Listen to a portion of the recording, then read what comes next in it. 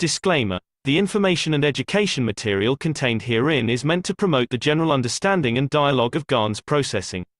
Such information is not meant or intended to serve as a substitute for a healthcare professional's clinical training, experience, or judgment. For patients and individuals, such information is not to be a substitute for professional medical, therapeutic, or healthcare advice or counseling. For medical issues or concerns, including decisions about medications and other treatments, readers, viewers, listeners should always consult their physician or, in serious cases, seek immediate assistance from emergency personnel. Prescription information, procedures, and use of medical devices information should be undertaken only by properly trained and certified medical personnel. We specifically disclaim any warranties, express or implied, including implied warranties of merchantability or fitness for a particular purpose. Such information is provided, as is, and is believed to be accurate at the time of its publishing, but it is the viewer's job to evaluate the accuracy of any information found in this presentation. Every case presented is of their own experience, applied by themselves for themselves, and it applies to their case only. Every person experiencing health problems should seek professional medical advice and consult their course of treatment with a doctor. The processes of plasma balancing described herein are a natural process which supports the body but does not replace medical advice or therapies one is already subject to.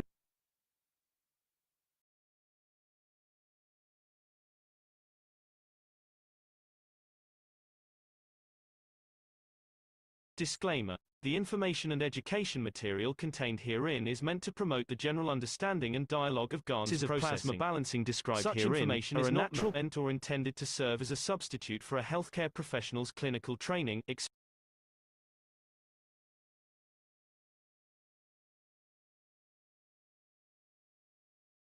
within the center. All these universes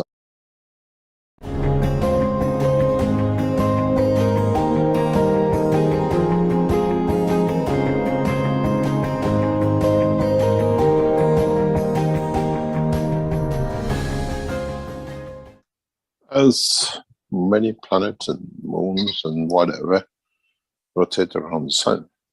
If you understood the totality, so the unicos rotates around one sun, which is the creator, the soul of the creator, where all the energy comes from.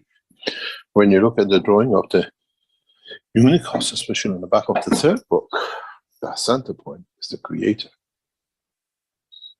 And the rest are on their own clusters of their own clusters of their own cluster. If you compare it to the soul of the man, your brain has its own soul, your kidney has its own soul, your heart has its own soul, and then within it, the other sections, compartments of the fields of the strength to clean up the zinc, let's say, in your kidney, another part to clean up any vitamin D's, and another one, these become little galaxies. And then within the galaxies, then you have different tissues and the cells, and then become these like planetary system and whatever. But in fact, the essence of life of this cell in the kidney, which does certain job, is connected to the soul, which has been as a center. And that's the same. The whole unicos evolves and fed by the soul of the creator within the center. All these universes are those clusters of kidneys and whatever different galaxies.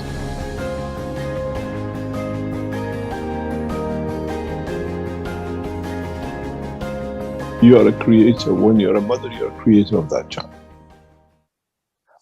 But you can be no mother, but create the love for a child, and you still create a new emotion in that child. Yes, I accept that. But so, if I'm a creator, I'm big, so I'm not. No, who says? Creator is kind of power. No. If you create a statue, do you have a power or a statue? Move, sit, move, left, right. We don't have that. What suits us to befit us and befit our emotion? Yeah, because we say there is only one God. And there are many gods. Okay. And when you say my command is my wish is It's my decision. It's my decision, and I'll obey it. I decide, and I'll obey it. But can I say that also? Yes. My wish is my command. You decide to go to the shop to buy the clothes, it's your command. You decide to go. If you think the clothes doesn't come from the shop to you, it doesn't. Yeah? Yeah, but it's not instantaneous. You know, One is in the dimension of process. the soul, and one is in the dimension of physicality. That's it. Yeah, that's it. You just said there are many gods. Do you want to wait until next week to expand on that? The God is us. Translation of the God as a creator, not translation of God as the big creator of everything. You understand? There is a philosophy which we come into it when man matures, even our creator as a creator. Otherwise, how was he created? You understand? But where does that change stop? Does it stop? It becomes us, it comes back to us to become them, to become us as what? As one. Kind of like with the technology when you're feeding it back into yourself. Yeah.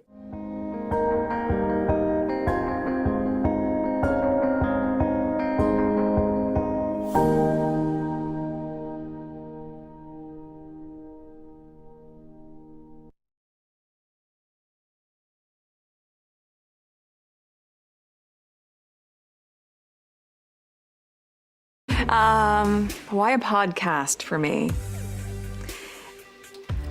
Because it's nice to have your own voice, and it's nice to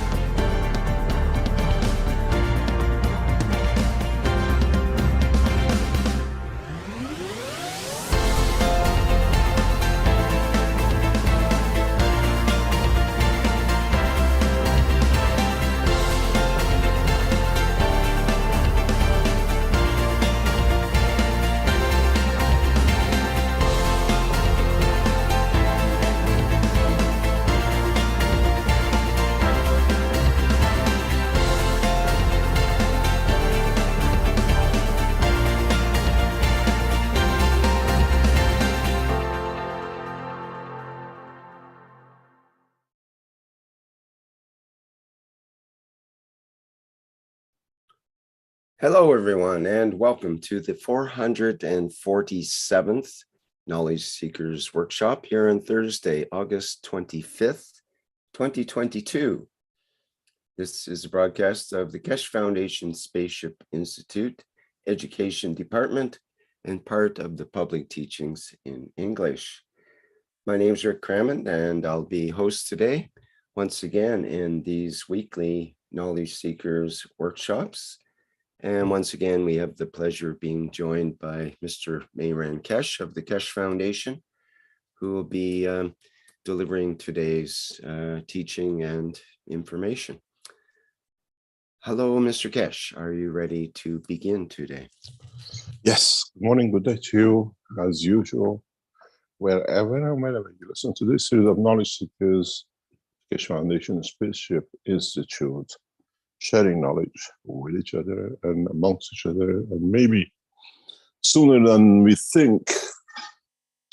Today we are used to participants from different part of this planet. Most probably repetition of the same number of teaching. We'll have teachers and knowledge sharers across the universe. The steps are getting faster. The approach to the final goal to bring man to universal community is getting much, much closer. As many of you are aware, we are testing. We have started testing in the different aspects of the transmutation and transportation, expansion of the energy fields of the man, the envelope, the soul of the life, that we can transmute man within the envelope of his own energy, not by some other means. We have had the pleasure of going back into the test table, going back onto having knowledge seekers who come from right across the planet to be here for a very short time. This week we had people from Mexico, we had people from the United States, we had other from Iran, and we had from Austria and other nations on this planet.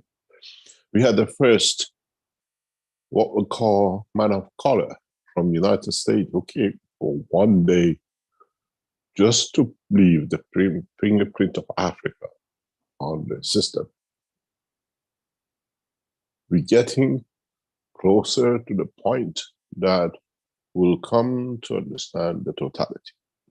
This week, as we're setting the systems up, getting ready for the next step, 3 of our knowledge seekers who went through the process of expansion of the energy fields of the soul of the man, as our systems are already set, there need to be more or less fine-tuned and control system completed, went to the position of wanting, knowing they could move from one unit to another. This is already preset in the system, but it's not what we call connected, but they could not cross. And hopefully, within the coming days, within the coming weeks, we'll reach that point. We started transmutation and transportation. We have agreed for the first international transmutation. One of our knowledge seekers within the next few weeks, few days, as we pre-test. And for those of you who come to LINS, and those of you who have signed in for mobile transmutation, and those of you who have signed in for what we call landing on the moon and Mars, you need to bring with you a letter of consent. You need to send us a letter of consent notarized, which means you give us the consent unconditionally, and you accept all responsibilities to be part of this experiment, to be part of this, what we call excursion. As we know, our human friends are going back to the monkey business on Monday of shooting up a rocket again into space to go around the moon and come back in 2 weeks. We wish them all the best. We wish them success in their endeavors as their, what we call, cycle of knowledge has to complete part of the knowledge of the man. We wish the NASA Corporation and all their team success with the launch on Monday. We hope they learn more, and in 2024, what they hope for 2025 will be there to land again. And by then, I hope many of you knowledge seekers will open a cafe and a restaurant and what we call a place for the men of the NASA to come in and stay with you while you're on the moon and on Mars. The development of the technology is rapid. The development of technology is so rapid that in a way it takes our own teams to understand it, that we can implement it. So when we see in 2025 or 2024, our human friends from Earth come to Moon and they encounter with you as the passengers of the Keshe Foundation, Spaceship Institute, they might not recognize you as a human because you take a shape and a form to live on the moon, but carry your passport with them, tell them on Earth, this is my name, this is my passport. And try to understand more that we have to accept all knowledges and all sciences, and we cannot be arrogant in what we achieve more. Maybe even by then, NASA might abandon what we call this program. The reality with going further with this technology of transportation and transportation is that we have seen, and we start expanding the knowledge beyond. What does this mean? While we are teaching you, while we are testing on the systems for Moon and Mars, we are adding systems in the background, even without the knowledge of our own, what we call production team, systems to land you in different part of this galaxy. We have negotiated with the universal community, and we have agreed where man can land. In a way, we will release the positions that man will land out of his own solar system, expected by 24-25, which means we will be able to transmit you back, which means we will be able to bring you back to Earth, but at the same time, as you manifest yourself in a different dimension and direction, you'll be recognized as citizens of this planet. We have set out to achieve this, and it will take us what we call by trial and error, by understanding more, to be able to transmute energy packs and to transmute everything as an energy pack. Even the paper you carry in your pocket, the suitcase, will be carried as an energy pack, as a Gans of itself, to convert to what it might look and stand on the position that you are at. These are the knowledges that has to be gathered, has to be understood, has to be extended. Many of you, by the time you come in for the what we call mobile transportation, you will see landing in a new space, new systems, and our transportation system has gone into operation of the production as of yesterday. In a way, what you saw as a vertical unit now is getting to take shape in reality. Then we do not need the systems which we have and you're testing in for transportation. We'll go back into the vertical system. But in these systems, it gives us an ability and possibility to do much more. It's a more compact. In a way, we have turned, if you look at it, the present system, which sits in a horizontal way, into a vertical way. So when you come into the next system of the what we call the Keshe Foundation testing, you might not even get to go into the present systems.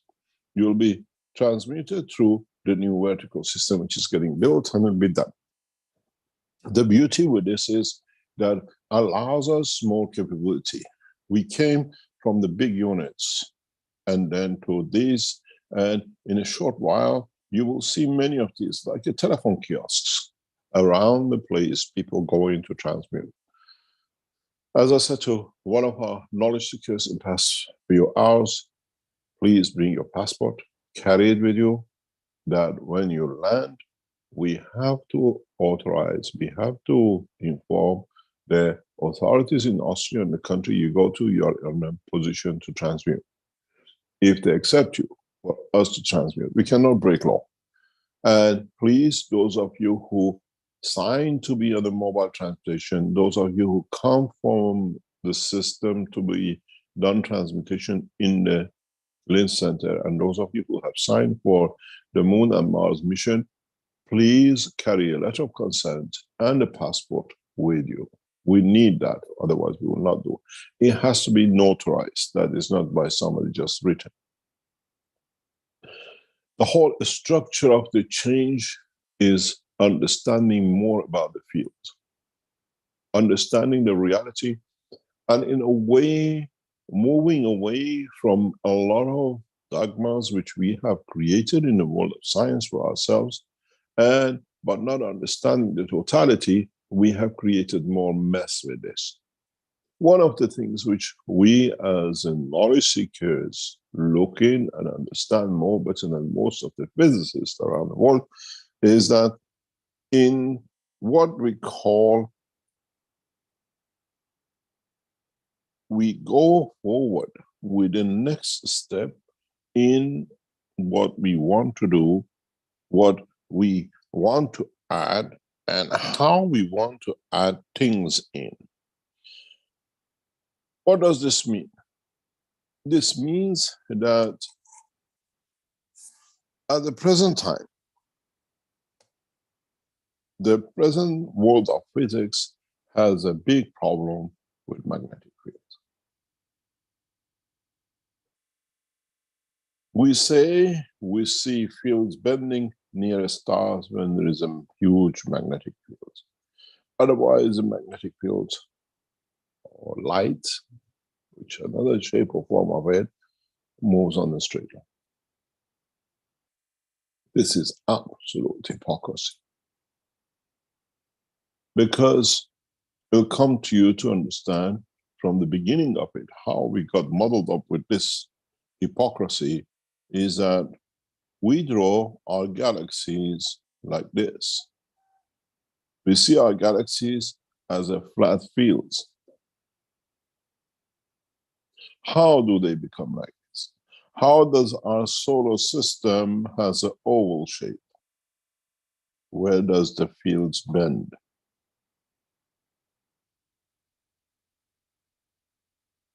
Where does the light of the fields bend? We accept part of the knowledge, and when it comes to other part, we deny it. Because it's suited for those who came up with it to hold on to what we call misunderstanding. This part of the, what I call the bending like Beckham, or bending it the way the fields will create interaction, is a cornerstone of the creation.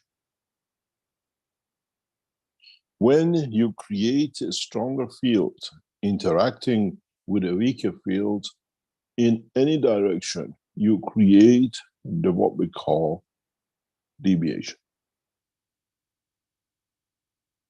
And once we understand this, once we comprehend this process fully, those of you who were looking at what I call these systems will come to understand something very different. Even in our present enhancement unit, in the present enhancement unit, which you come and you travel, when you come in, you enter a space which is held by materials. We hold on to the reactors. But if we look at the stars, we look at the moons, we look at the planetary system, there is no frame of work with them. So the next step for us, instead of what you enter into the vertical or a horizontal, is creation of the field dimension rotation, that this field dimension rotation creates this physical condition. So in the next year or two, when you travel, when you enter, when you transmute not in a box, not going into the framework, not going into the system, but creating the fields of the creation, and then within it, create a dimension of your soul to be in interaction with it, that it creates the transmutation. So in the next few years, the next step of the growth of the science and technology with the Keshe Foundation is not to build more vertical or horizontal or different system, but to create a dynamic field flow through the interaction of the field of your own soul with the soul of physicality, this dynamic, this what I call elusive part of understanding the knowledge, the science of creation. In a way, you enter the tornado of your own fields to be able to release the fields which entangle your soul, and with it, with the emotion of the soul, to transmute yourself to any position. As I said before, and in the past, we talk about things years ahead, but when you come to it in a few months' time, in a few years' time, you say, oh, in the teaching of 446 or 7, he said about this. Because this is the next step of the knowledge. This is the next step of understanding.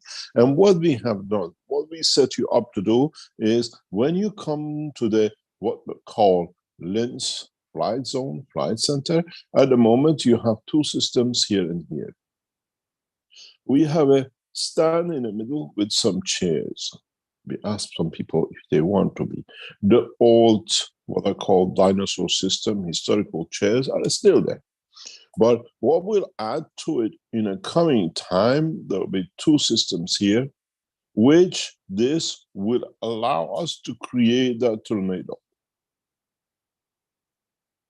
Which means you do not need to enter the systems.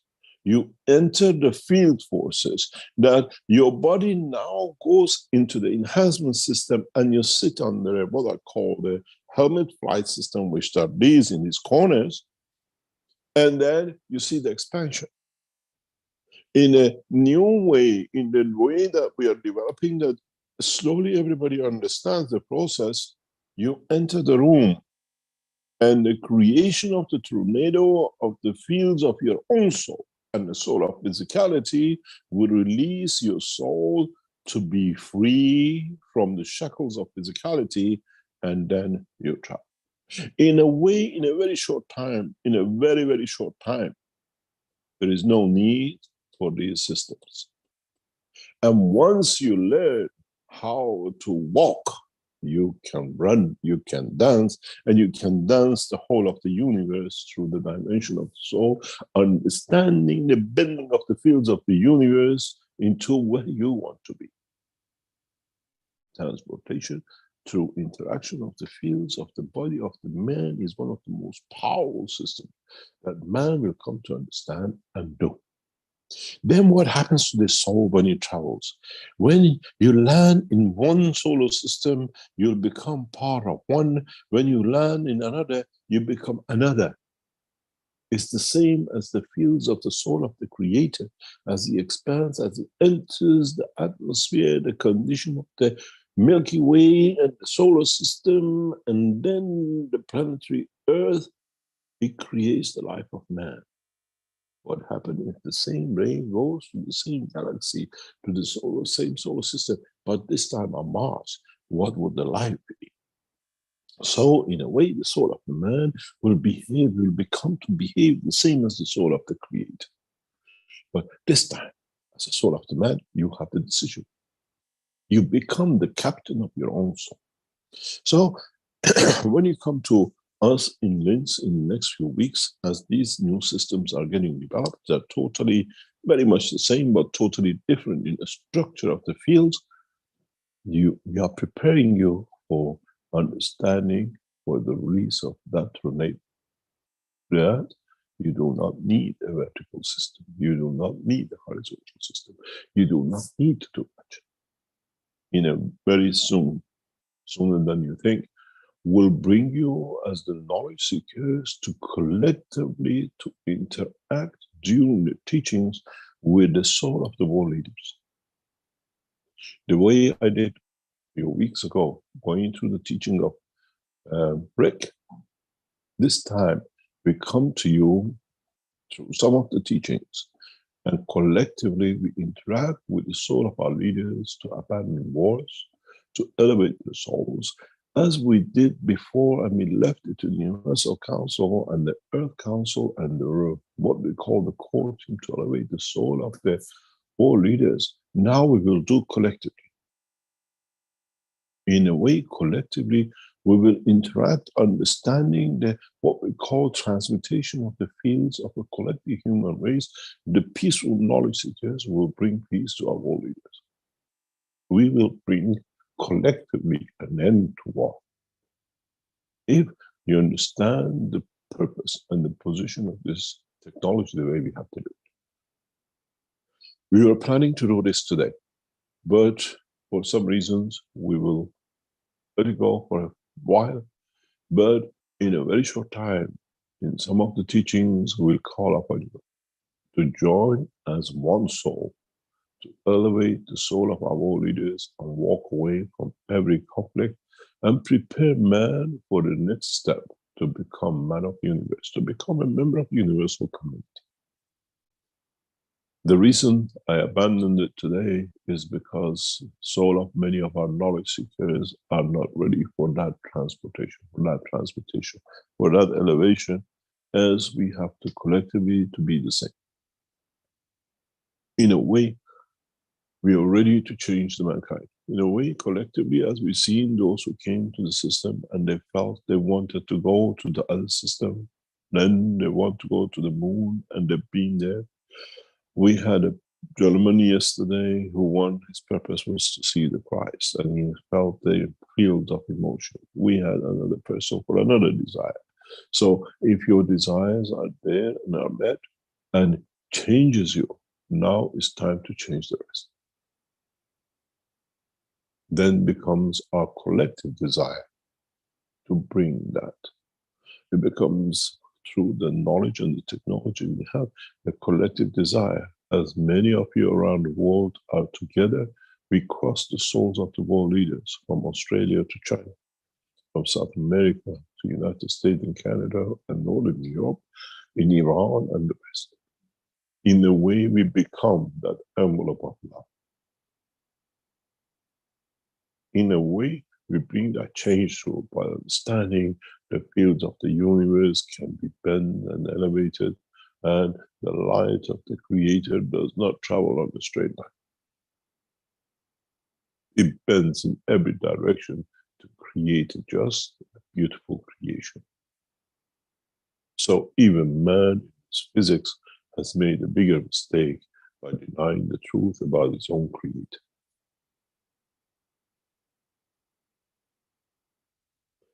In the teaching of coming time, we do not show you how to make systems and how to do things, but we show how it's done. Because these systems cannot need to be understood. The fundamental principle of transportation and transmutation needs to be comprehended by what are called the soul of physicality of the man, that allows the creation of that tornado, allows the creation of that motion to be where that tornado lands and where that tornado will take off. It's the desire of the human race to be peaceful. But now we start creating that emotion, that condition. You throw gases in the rivers and the oceans and the fields and the trees.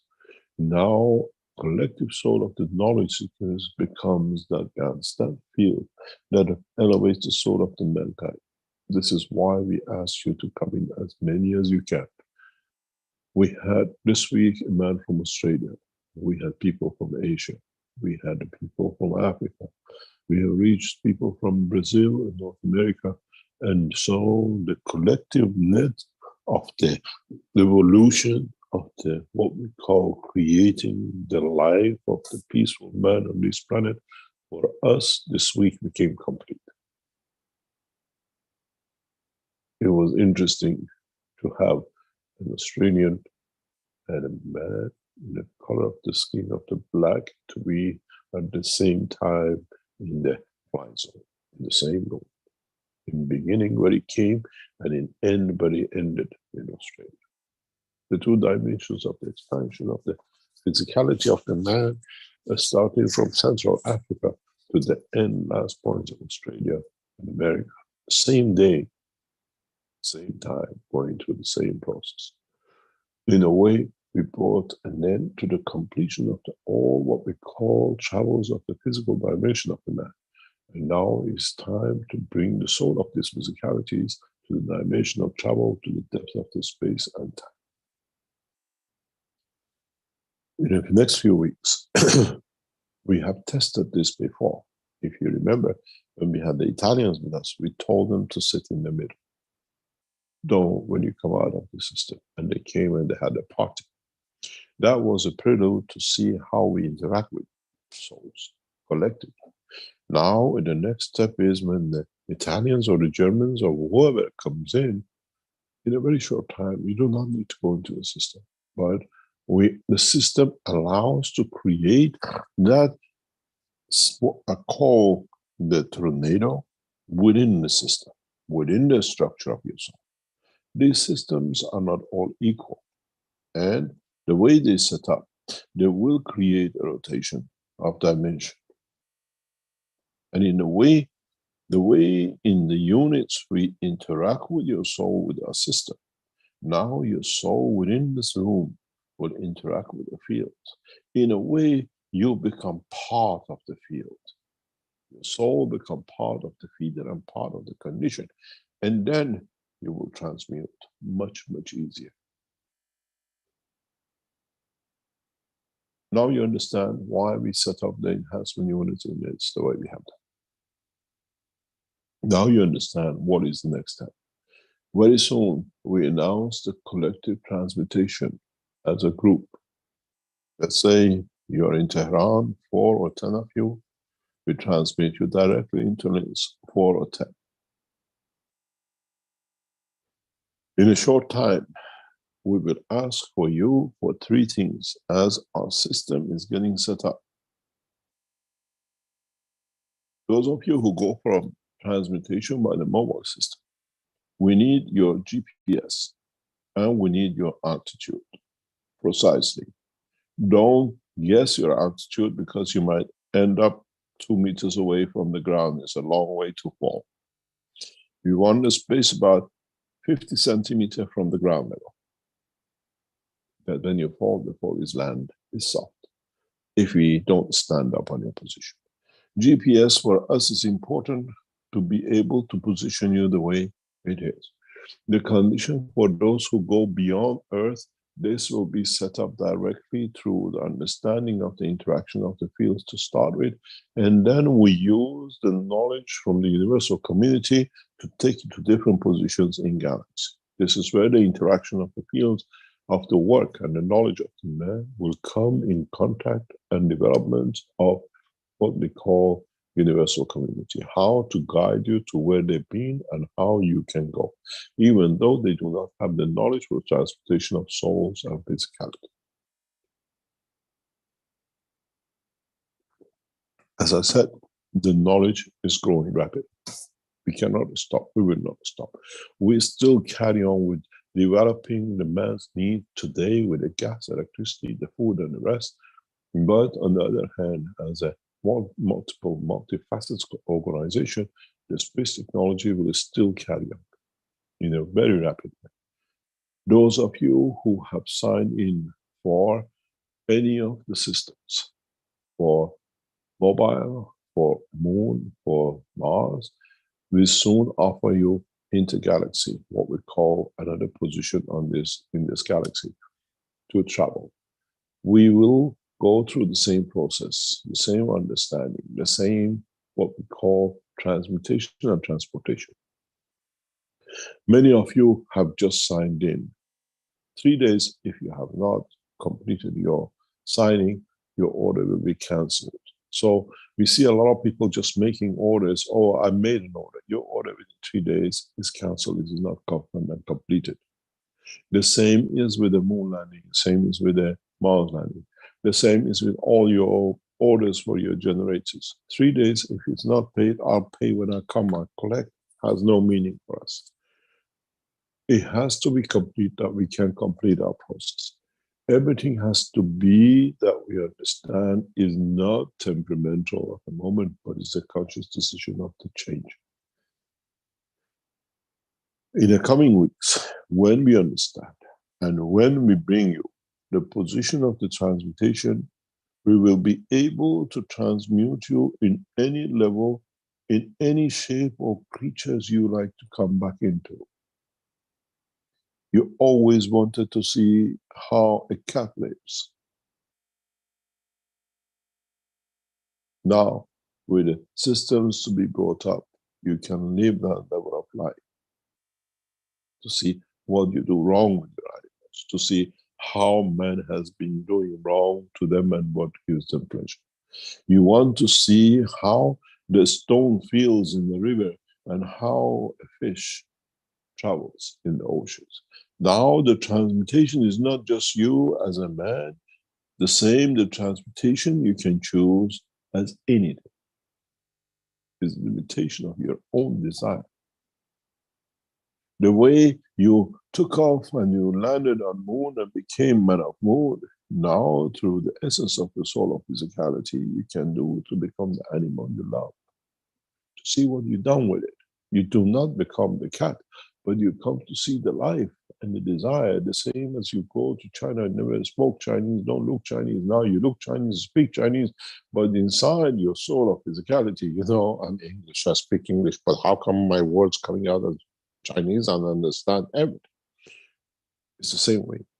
Then this way we understand how to change the totality of the life on this planet. What we done wrong, what we have not understood, and how much we can bring to bring the change the good way for totality.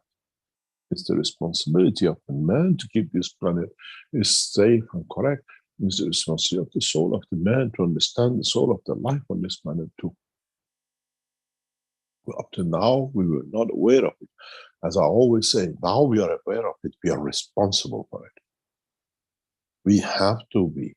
The way we can elevate our animals, not to kill, not to fight. What's the use when we change our leaders and Mr. Putin stands and sees a lion killing a cat, another animal? The elimination of the war, the elimination of what we call totality of the destruction has to be from all levels of the physicality of this planet. And it's the responsibility of the human race, it's the responsibility of you as knowledge seekers. Now that you know it, you have to change it. It's your responsibility. We are not a cult, we understand the process of creation. In past few days, many people say, my family say, I've joined a cult. Yes, you join the cult to be human. You join the cult to become perfect in everything, in every matter. And if this is a cult, this is a scientific understanding of the creation and not a cult. We are responsible. We are made, we are born to understand and be responsible for what we do. Those who call you you're a cult, tell them, this is a problem. You're already part of the cult. You think everybody else is like you. Greed, stealing, and everything else. You don't want to change your cult because in this cult, nobody steals. Nobody does because we understand the science, we understand the technology, that we can produce everything as we need and teach the others the same. We are a scientific organization and not a cult. The cult of stealing and thieving and killing has been the manner of the man to stop the others to elevate. Now we elevate our own soul to understanding of the science of it, that will not happen to the others. In so many ways, from now on, the steps are so fast that, as I always say, if you as knowledge seekers, you don't want to be a tomato, you better catch up with the knowledge we share.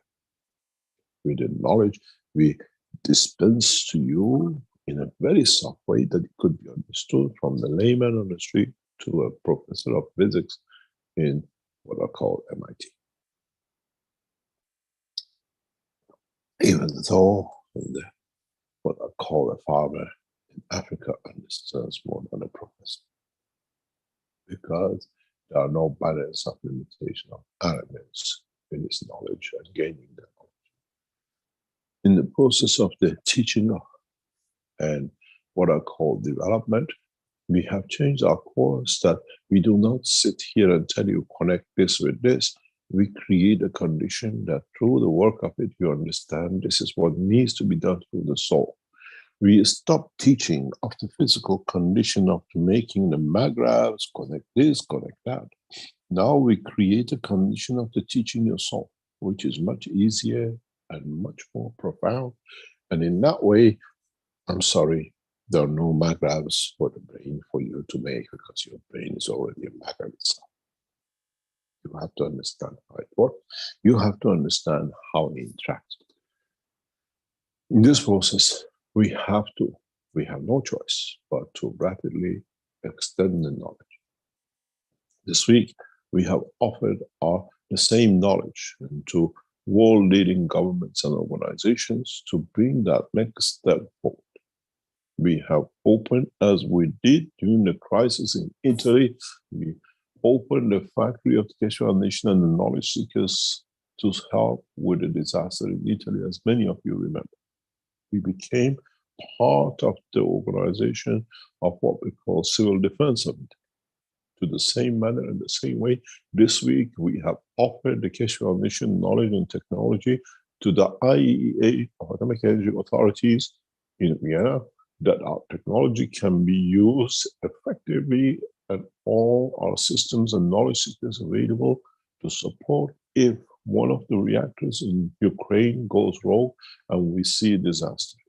In a way, as of beginning of this week, Keshe Foundation has become as what I call disposed to the IEA for any eventualities if we see Fukushima condition. This is how the Keshe Foundation works. And Mr. Grossi and the head of IEA organization are fully aware in communications that the technology is there to be. We have no patent. We don't support any patents, but our knowledge is at the hand, and they will build to the what I call nano understanding of the nuclear technology that we become part of, if need be, this time openly. The last time we did very what I call in background with TEPCO. So if anything happens, most of you who have worries across Romania, Bulgaria, and the rest, what happens if something goes to wrong in the war in Ukraine, that Keshe Foundation, in that part of its operation, containing the radiation and anything that might happen, at the disposal of IEA and the world governments to implement and deliver. Does not matter contamination, does not matter containing, does not matter holding and suppressing nuclear reactors to condition of what we call safe and what we call process. This is how it should be. When it comes to time of the trouble for the rest of humanity, Keshe Foundation knowledge is not just by opening patents, but it's opening factories, scientists, knowledge seekers to be there at disposal to help, to be there to give the guarantees that knowledge is there to support. We thank the Office of His Excellency, Mr. Grossi, in collaboration and understanding the work, and hopefully if we see any more what I call wrongdoing in Ukraine regarding nuclear reactors, Keshe Foundation facilities, knowledge, technology, as was available to TEPCO, is available to IAEA and all governments to implement, to contain that the contamination does not harm more people than what we think should not be. This is those of you who take after me as my, what I call followers of the knowledge, and you lead this foundation. That should be your attitude and the way. In time of need, Keshe Foundation becomes as an NGO property of a nation, a continent, humanity, to safeguard its purpose. We have to understand that a nuclear reactor is very much the same as one of our systems in it. We can tame it, we can control it, we can bring it under full control to understand that even use its properties for other purposes, for other interactions, other safety. In being able to understand that we can bend the fields and change them into what we call the operation of the system. In the future, many of you will come to this point. Many of you become the decision makers on behalf of the soul of the Keshe Foundation, and you have to behave the same. You're there to serve, does not matter time, place, and position, and not there to be served. And for this purpose, many of you, especially who are worried in border countries with Ukraine, we give you the surety the Keshe Foundation has completed. We carry on with the process with IAEA to safeguard the position, and if anything goes wrong with the nuclear reactors in Ukraine. Understanding this technology, understanding and applying and implementing the technology in the correct way, in understanding the process of what I call how we can create a tornado of the soul of the reactor, that it brings back itself to itself. We will not be constructed, but we have the ability to connect, to bring back the fields back to the source, the way we do with the soul of man. Go back to understanding. The writing of Baha'u'llah is today. Even a stone has a soul, let alone collection of stones called plutonium and uranium. Is the understanding of the knowledge of the creation, which is the responsibility of every soul, does not matter in which dimension and direction, anywhere across the universe and the universe. In the coming time, we teach you more. We bring more knowledge to understand more and open your eyes to the totality of the knowledge of the creation, step by step. As they say in Armenia, Damascus, slowly, slowly, we bring you to that point. We bring you to understanding of the knowledge and transformation and transmutation. Transmutation and transportation is not the exclusivity of the soul of the man or the soul of the physicality of the man. It is inclusive to every being and every living things across the universe. And man has to learn to respect it as a package of energy which confirms life in one position, as a single field, as an omib you call it, or as a collective of fields, human body or galaxies or the universe. All has to be respected. Once we understand this, once we comprehend this, then we come to the point that we'll understand most of the knowledge of the creation and the creator. As a knowledge seekers, we showed you, as I said, how to make patterns. As knowledge seekers, now we create a condition for you to be able to understand the power of your own soul, the composition and condition of it, and how it shall be. Understand the technology in its true sense and not by its dimension of physicality. And then we'll be at the point, at a position, then we'll be in the condition to elevate the soul of the, what I call souls created by the soul of the creator, irrespective of the time, place, and position. Then you understand why the universal community emulates the knowledge of man which has been gifted to it. This is the time and the place, as now Earth has become the center of the knowledge of the universe and the universe. And one day you will understand. One day your children and grandchildren across the universe will understand the respect of universal community for the race of the man, that the love of the Creator shine through the love of Mitra and his children. Let's see what we come up with and how we stand the challenge. And let's see how many of you will go through that process of the transmutation of the soul and the physical. We'll go through a break and we come back. And I hope in a very few sentences of the teaching of the past few minutes, you understood the totality of the knowledge of the creation and sometimes the hypocrisy of man about the little knowledge he knows and how he bends it to suit himself. Rick, if you'd like to go for a break and then we come back and we go through a normal procedure. Okay, thank you, Mr. Keshe. So let me get that lined up here. Just bear with me a second.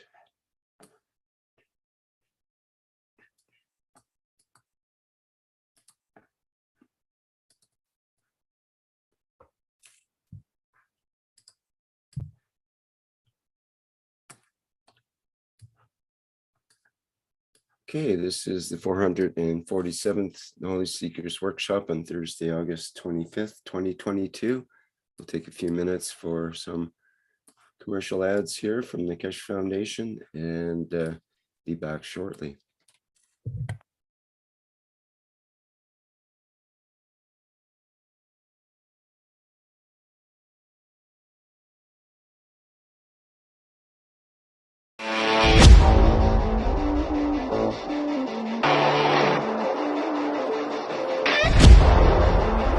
the new Vertical Enhancement Spaceship Unit, a plasma space technology to prepare humanity for transportation and transmutation in deep space.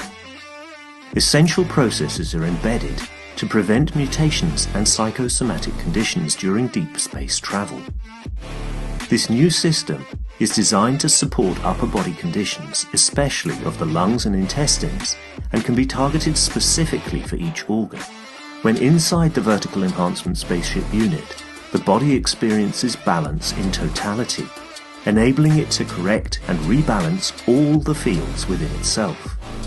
The new Vertical Enhancement Spaceship Unit, a dimension in health and transportation never seen before.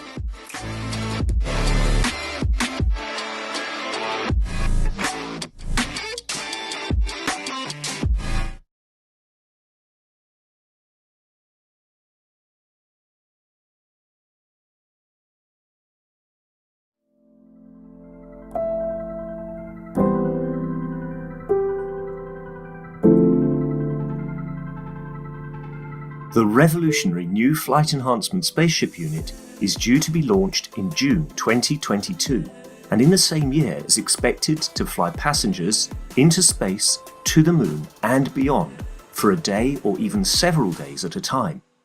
There is no need for the Flight Enhancement Spaceship Unit to carry food or medicine, as it is equipped with the latest space technology for transportation, transmutation and deep space operation. This extraordinary breakthrough technology ushers in a new era of travel without the need of fuel, food, or medicine, even during the longest excursions into deep space. Each spaceship unit has a 4-passenger capacity for long or short duration flights and has the capability to travel between cities on Earth in a matter of seconds to minutes, depending on the distance and speed. This ability to traverse massive distance in such incredibly short time is not just a breakthrough for human transport, it also completely revolutionizes the transportation of goods and cargo and will rapidly overcome the need for one of our most polluting practices, namely marine shipping, as it finally breaks us free not only from the combustion of heavy diesel, but from the combustion of any fuel for propulsion in the future. The Flight Enhancement Spaceship Unit, a new paradigm in space travel, space medicine, and space technology.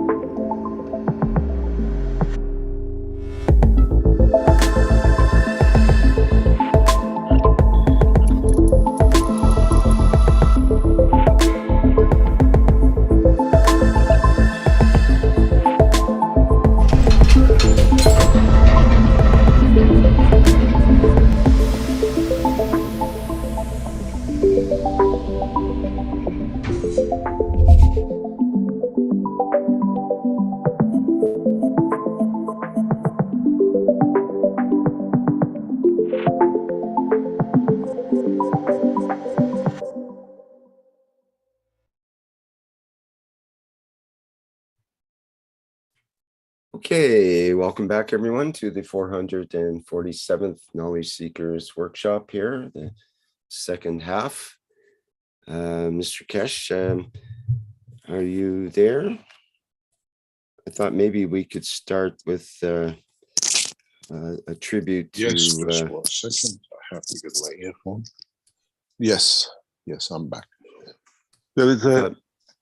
Go ahead. Sorry about that. There is a notice from the Keshe Foundation, and that is with much regret and condolences to the family of Martio Treni, who was one of our teachers, passed away this week.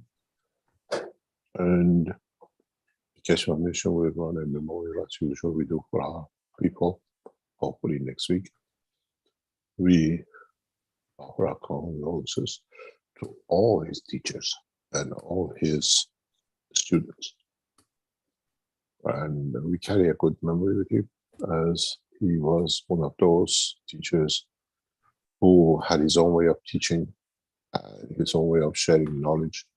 And I'm sure has brought a lot of joy and a lot of what I call new understanding and comprehension of the science of the plasma technology. As usual, we all age and we all have a time lapse on this planet, and some of us choose his own time as the soul matures. Hopefully, he'll find his elevations, what I call position in the dimension of the Creator in the universe. Are there any questions? I thought maybe we could have 1 minute of silence in the memory of the being of Mario, who affected many of us knowledge seekers in a strong way. He had a strong way about him that required you to be strong in order to handle his energy in a way. And that as a guitarist, I think he had that. Huh? He yeah, could play well, the strings, and he thought the human race is the string. And when I push it, it'll make the noise. Many of his friends considered him to be the greatest or one of the best guitarists in his abilities. So yeah, dearly missed. And he was also very much into the flower of life. That was our background image in today's workshop, as one of Mario's drawings, many drawings of the flower of life, as he tried in earnest to get the knowledge seekers to understand what he understood about the flower of life and about the frequencies and interactions of the harmonics, mostly that were the basis of life that Mario believed in. So yeah, It's just in a way, yes. Sorry, go ahead. In a way, he understood it his way. As you said before the start of the program, we have an interaction with him in the 60th Knowledge Seekers program, that you understand the way he thinks and the way things are with him. Anyway, as you said, we'll take a minute of silence for memory of his knowledge and his beautiful soul. Okay, we'll take 1 minute starting now.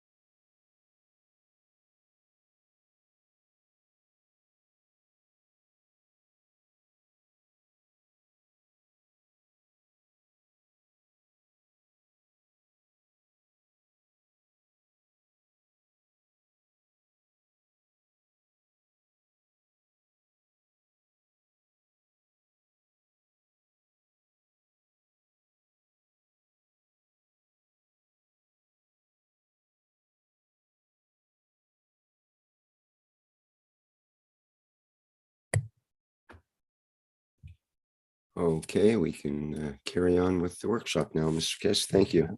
Thank you very much. Are there any questions?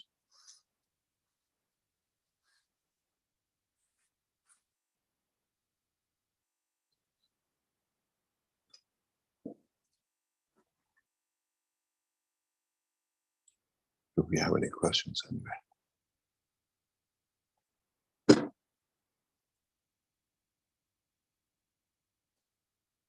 Hello, Rick. Sorry, my microphone wasn't on. Go ahead, Lynn, first. Yes. Yeah, I have a question from a Chinese knowledge seeker to ask about the Mitra. He said, you often mention about Mitra in your teaching, but Chinese people are relatively unfamiliar with this name. We're most familiar with Buddha, followed by Jesus and Muhammad. In addition to local Asian sages or like such as Confucius and Lao Tzu. So I want to know more about Mitra. I checked Baidu, the most popular search site in China, and said that Mitra was a god in a very old Aryan religious system, and there was a religion called Mitras. So when you talk about Mitras a lot, it feels like you're reviving an ancient religion. Pardon for my direct feeling. I personally am not a big fan of religion, but I understand that the source of religious knowledge is enlightened people who have nothing to do with the religious system. My request is, can you tell me more about Mitra? What she is, where she lives, what is his relationship with man? Why did Mitraism emerge? What's the difference between Mitra with the Shakyamuni Buddha and Jesus? Please explain in details. Thank you. Mitra is the essence of the love of the Creator, is not a religion. Mitra is not what we call beginning of. Those who understood the love of the Creator for another created thing, they created the understanding of the love of the Creator to a path of life. They call it Mitraism. She is not a religion. She is not a path. Does your lover, somebody you love, the love you give to someone a religion, or is a path of emotion of understanding? Mitra is what Creator loved to show love to. It means the essence of interaction of its own dimension of emotion. So when we talk about Mitra, Mitra is the essence of the love, the devotion of the Creator in understanding how creation can love each other. And with it, he fell in love with the whole created things. Mitra as the essence of the soul, when it interacted with the dimension of the soul of this planet, it fell in love with it. As I said many times, you go to the football stadium, there are 100,000 people in there. You don't fall in love with none of them. And you walk out, and there is somebody outside the football stadium, and you just lose your life to it, and you fall in love with it. It's the same. The soul of the love of the Creator in interacting with the soul of the planet Earth, he fell in love with it. Its beauty, its dimension of diversity. So Mitra is not a religion. Mitra is the love of the Creator in giving, in being unconditionally loved by the creation of its own Creator. It's like in a way, the child of you. You create that soul. You hold this physicality, but the true love comes between the soul of the mother and the soul of the child. Dimension of physicality will fall apart. Mother dies, the child dies, but the love stays. And this is what Mitra is not a religion. Those who try to explain the devotion of the Creator to his created thing created the Mitraism, the way, the path to love, unconditional, to talk good about it, to think good about it, and act good about it, because if you do, it can hurt the lover. That's all it is. Then those who wrote converted this condition, then they came to have others who followed it, and he traveled to see it. And people who traveled, they explained to him or to them what this condition of love is. And then Buddha emerged from it, from someone who went from the land of Persia to Tibet or wherever the Buddha was. And Buddha fell in love with the understanding of the love of the Creator. And then you have the Buddhas. The same with Christianity, Judaism, and the rest. These people did not travel, but in the essence of the creation, they understood the love of the Creator for His created things, which is Mitra. And then everything else comes from it. When you call Jesus, or Moses, or Muhammad, they're all replication of each other as they came through the time of each other. Jesus was a Jew, touched by the further understanding of the love of what we call the Creator. He never wrote a single sentence, but people have made the Bibles of it. Mitra never wrote anything. People made in the name of it. In a way, if you look at it, Jesus was illiterate in writing, but all this Bible, everything you believe in, is written by his so-called disciples. He never put a word down. Even with Muhammad, who traveled to Palestine and saw that these people have a God, the Creator, and us in Saudi, we worship statues. He never wrote anything. It was written as he spoke. The only prophet, the only messengers we know his own handwriting is Baha'u'llah blessed. That there is no change. Nobody can interfere. What we read about Moses is written hundreds of years. Anybody's imagination. Torah is nothing but what I call a bunch of people's writing put together as it suited them the time and place.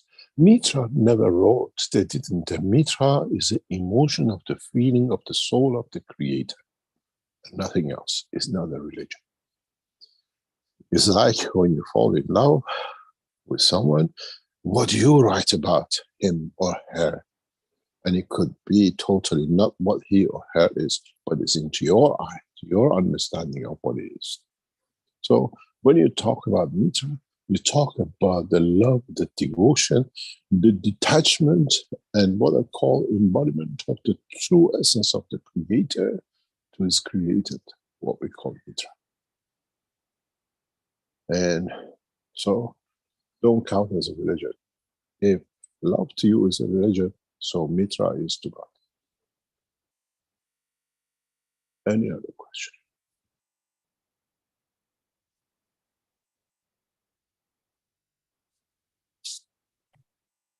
Did that satisfy your questions, Lynn? Or You never satisfy Chinese. I tried for 3 years living there. It doesn't work. Don't try. But I understand. It's as Lynn is there. What do you call that? We've been to many meetings with Taoism people and with the others. They invited us to other places. And some of them have some ideas about our teaching and who we are and whatever. And you understand that the whole structure of the culture of the Chinese is so beautiful, but is embedded in a lot of mysticism and a lot of understanding of your own translation of the knowledge. If Lynn wants to add to it, she can explain what they talk about us, what the Chinese Taoism and the others think of the Keshe Foundation and our work. Or the return of Buddha, as they what they call it. There's a word for it. Are you there, Lynn? You want to add anything to it? Yeah, you want to talk about what? Yeah, when you talk about the Buddha, how do you Yeah. see the Buddha and what are called mysticism about Buddha? Myths about what? Buddha or Ah. Taoism. Taoism. Yeah, for me, I think no matter which kind of religion or these sages, they are all is like try to explain the truth about the creation, about the whole world, just from their different point of view or their experience. So I think the just because of different people and different location, different culture, and then and for that time, their expression. But as what you said before, I think I asked you one question. I said, oh, when I read something about Taoism, I think it's the same with what you teach. And you told me that you said no matter the people 2,000 years ago or right now, if they are talking the truth it has no different. You got to understand, Lynn is what you can spend time in Buddhist temples, and she's a true what you call teacher in Buddhism, or understands a lot of it. Anything else? Any other question? Okay, we have a couple of other hands up here. It was Salamia and Dimitri. So Salamia, if you could go first. Yes, thank you very much, Rick. Hello, Mr. Keshe. Nice to meet you again. It's a pleasure when I hear your discourse, your teaching for today about peace and what is our noble mission. You touch my heart, you touch my soul. Thank you very much. And for Mario, or Mariel, what is his name? I know him. I'd like today to ask kindly you to try to elevate ourselves and together to elevate the soul of him by enlightening us about the link between our technology, nanotechnology, and the seed, flower, and tree of life. Thank you very much. Much love to you. What do you call the flower of life? You have to understand the structure. Rick, can you bring up what she talks? Because a lot of people don't understand what is a flower of life. If you go to encyclopedia, you can dig it out. And if you look at this design, if you look at and in a way I understood Mario very initially in his work, and he was very correct because he understood the essence of the field, which in many teachings we went back onto, and a lot of you talk about it but never understood it. But he came to understand it the way the line of creation and transportation and transmutation is. Can you just show the picture of it? The picture of the, and if you want to read it, what it says, then we can expand on it. Okay, there's a number of different pictures depending on specifically, but we can have a look at that in a minute here. It says overlapping. Oh, it's redirected from the flower of life. I see. Okay, so they call it, instead of flower of life, overlapping circles grid. Is a geometric pattern of repeating overlapping circles with an equal radius in two-dimensional space. Commonly, designs are based on circles centered on triangles with a simple two-circle form named vesica Pisces. And we've seen that before, or on the square lattice pattern of points. Let me see if we can just have a look here at the traditional pattern. Might be something like this.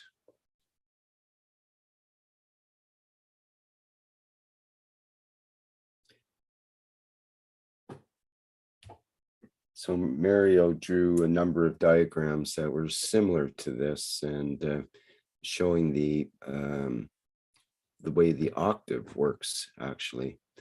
And if we go back to both the 56th Knowledge Seekers workshop, where another knowledge seeker was talking about the octave built into this pattern, and also the 60th Knowledge Seekers workshop, as Mr. Keshe mentioned, where Mario and Mr. Keshe discuss it at length for about an hour, over an hour.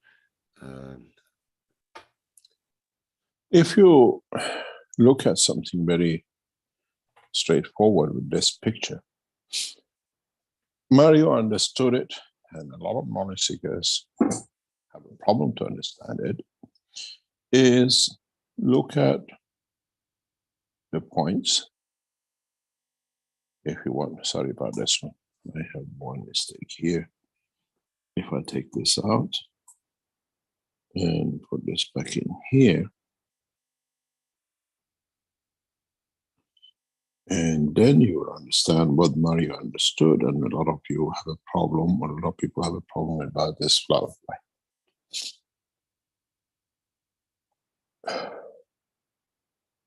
If you look at it, it's a star formation.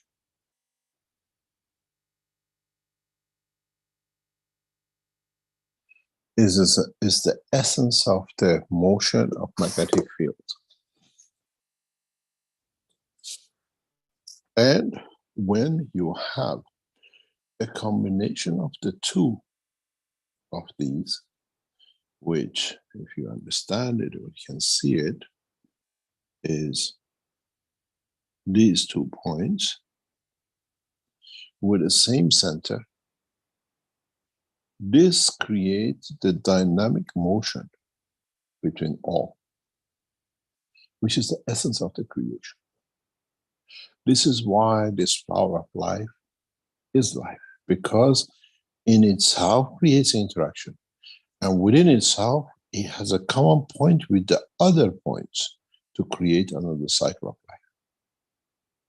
And that's what is called the flower of life, which means through its dynamism, through its dynamic structure of the star formation, it creates life, and it can expand into a bigger dimension as it interacts with more points.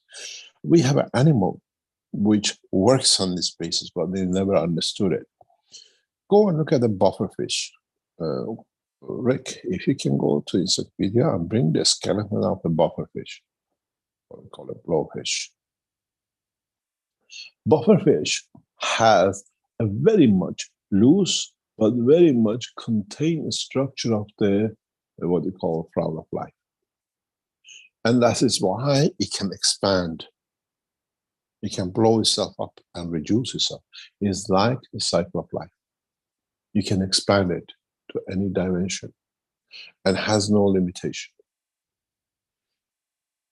When you look at these structures physically, then you look that if these lives are of this planet or out of the creation of the fields of the universe, if you can reduce this picture and bring the picture of the skeleton of the bufferfish, you'll see it. It's a very interesting understanding of the work of the star formation.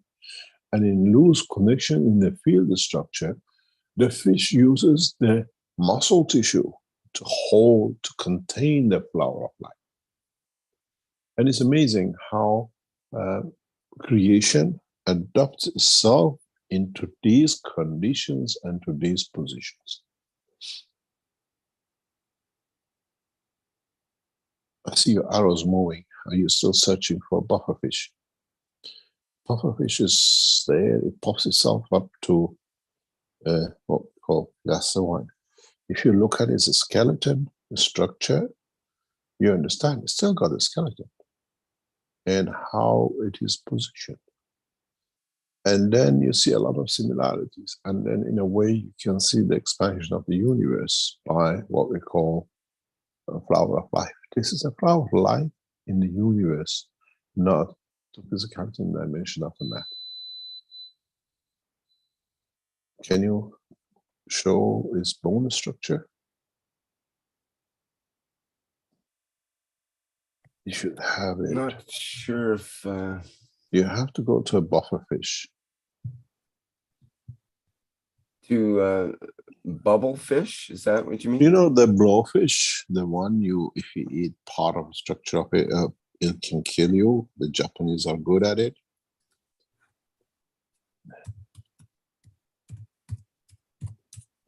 Keeps referring me to a different page here. This page.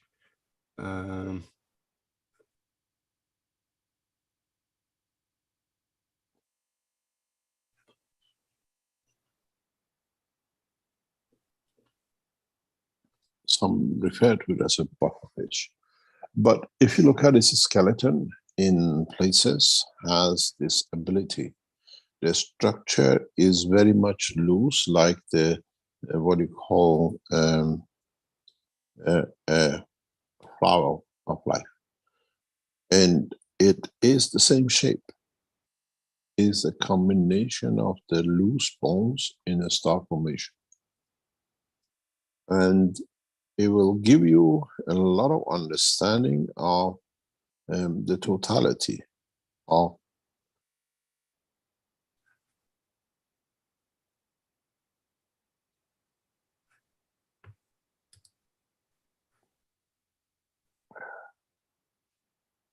if you can't find it, I can send it to you as an image.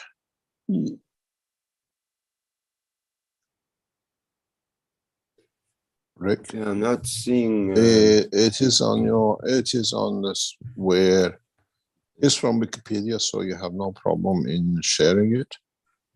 Where are you, Rick? You have to clean up whatever. I sent it to you. It's on your image. Okay. And we see the same kind of structure. When you talk about the flower of life, it allows through a structure to expand. Because life is not constant, life is not fixed. It's like a bufferfish, it expands. And to have that expansion, you have to have certain physical structure field forces than what we have as ribs. Our ribs limits our expansion of our chest, and that expansion of the chest limits our thinking, way we take energies, the way we grow, the way we shape ourselves. The rib cage brings limitation in man's intelligence, emotion, and everything else. When you have a rib cage like this, like a flower of life, then it's a different understanding. You absorb different. If the rib cage of the man was like this, like a bufferfish, we would have had totally different emotions, totally different understanding of life. If you open this picture and look at the dimensions of the bone structure, then you understand more of it. Loosely connected, but always connected to the next cycle of energy. So when we talk about this, is more or less, if you look at this bone structure, is very much a star formation, which means the expansion. And so star formation energy fields are expansion fields.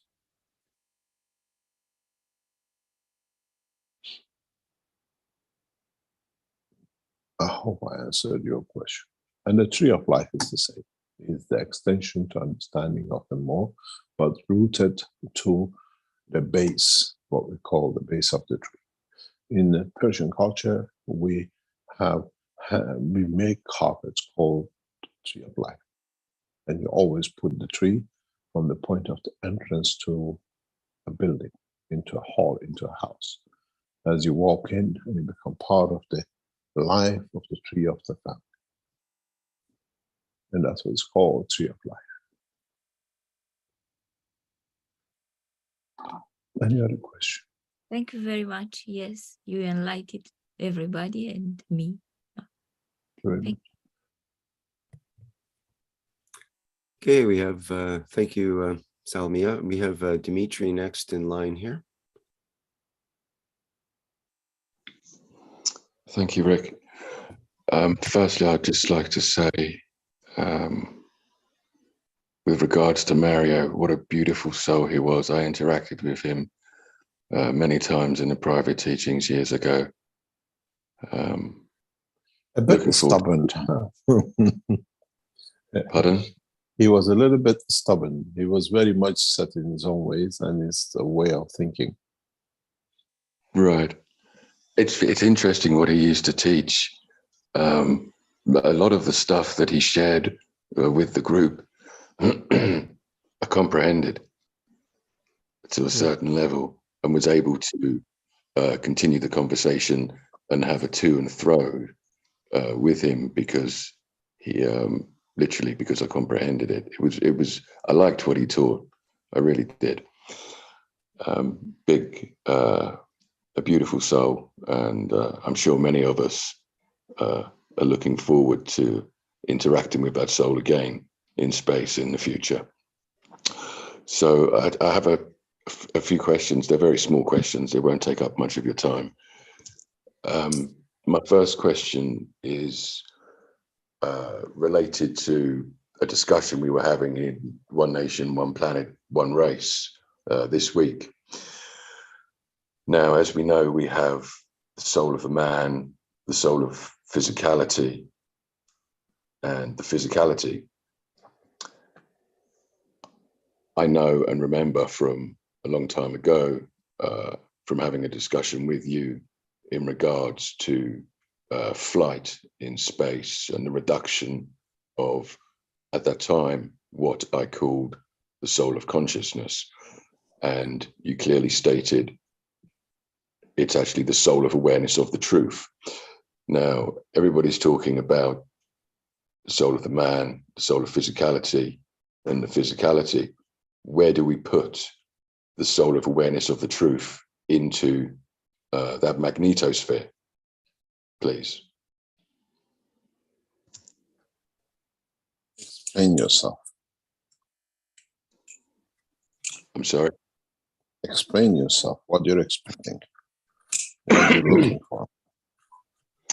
Well, a long time ago in, I believe it was actually a normal public workshop, I was having a discussion with you with regards to experiences I had, which was flying around space, reduction of the soul of physicality,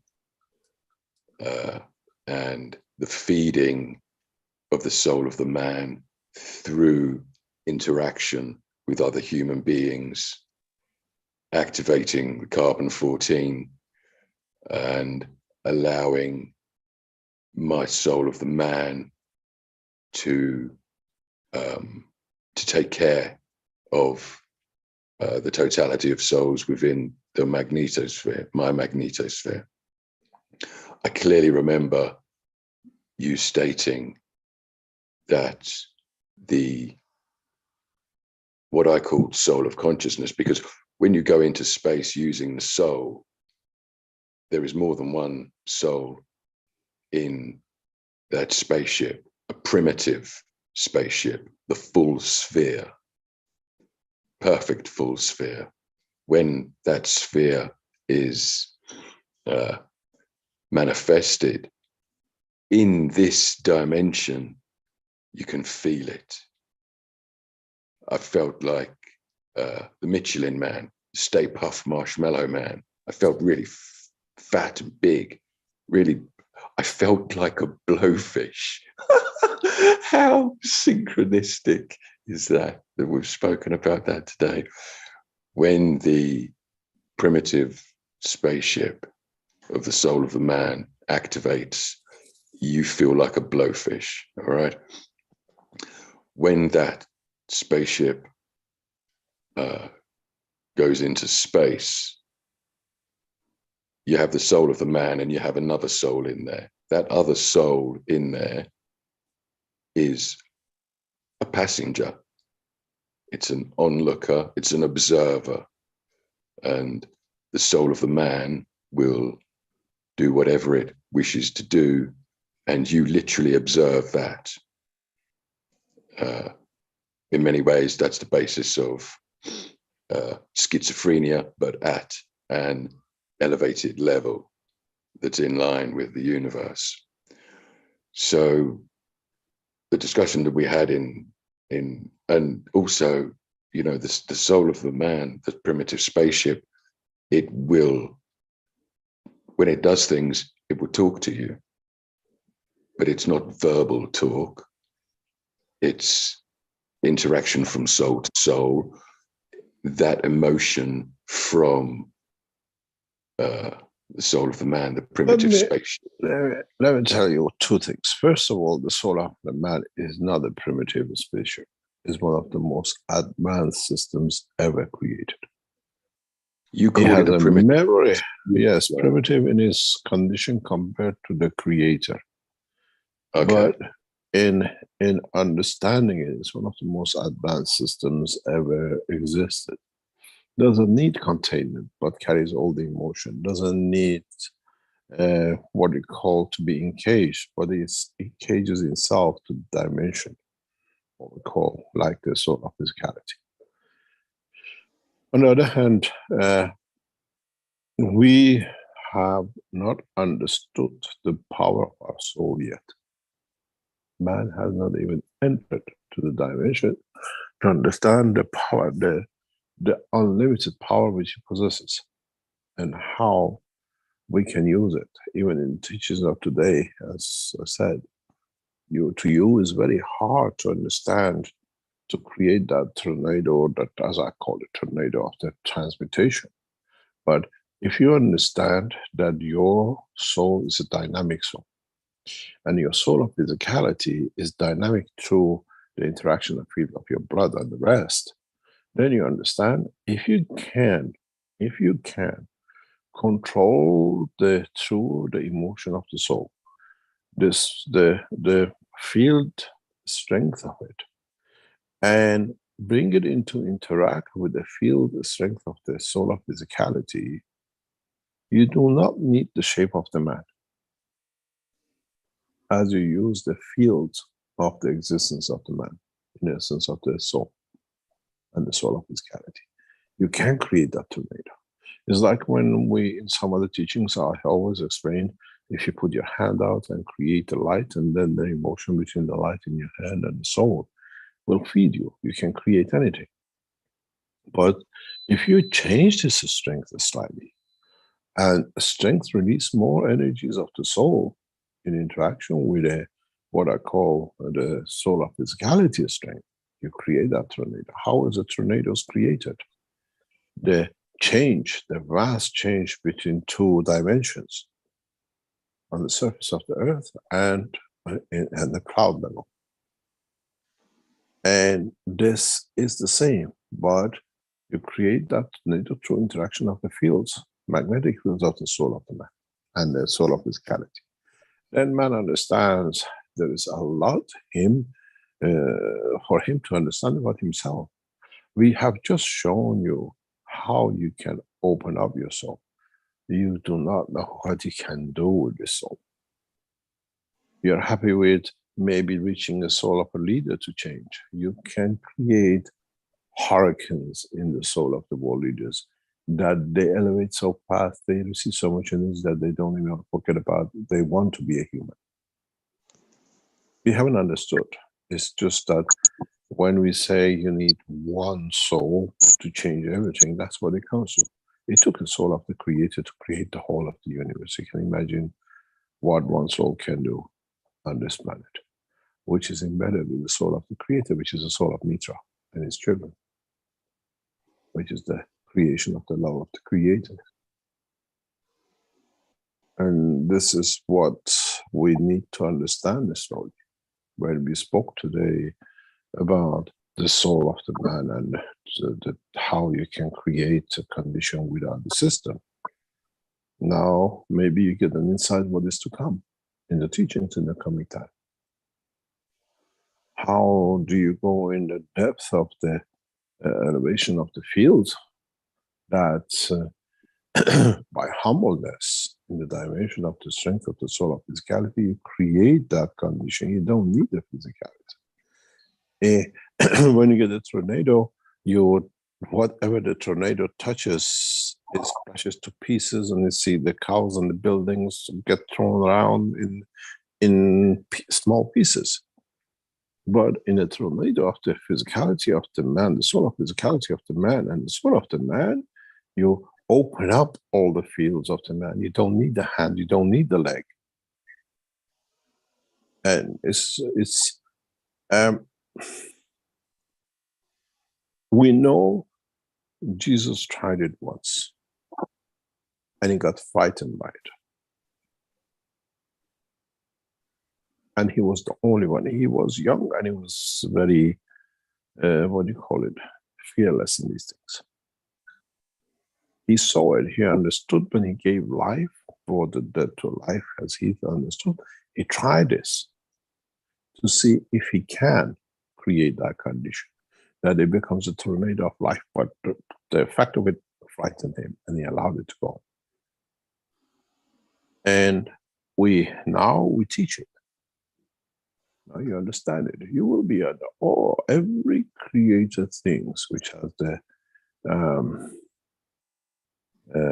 soul of physicality and the soul of a man and soul of the existence will be able to do everything you can ever imagine.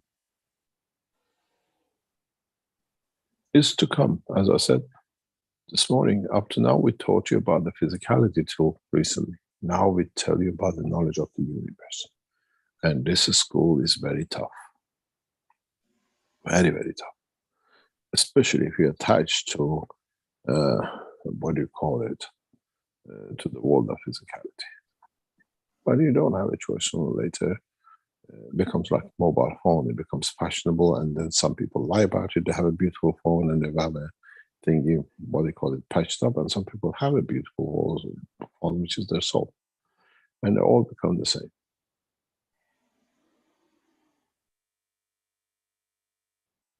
Thank you, Mr. Keshe. You've just answered my second question, which is irrelevant now. So my final question: when are you trying to beat Jalal with 3 than 2?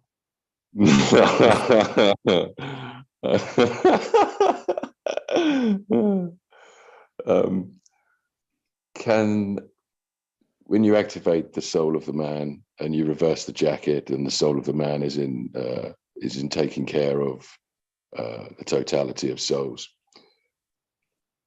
when that magnetosphere, very advanced spaceship, not primitive, goes into space, can that magnetosphere receive other souls and take them into space as well, like an aeroplane, for instance?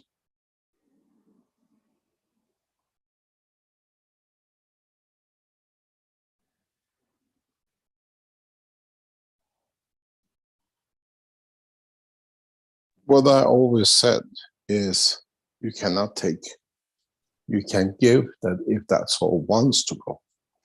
This is part of what we are trying to, and we've shown in the flight system, where a couple go in a system and one decides to go part of the trip, not all of the trip. And one decides to do a full trip together. And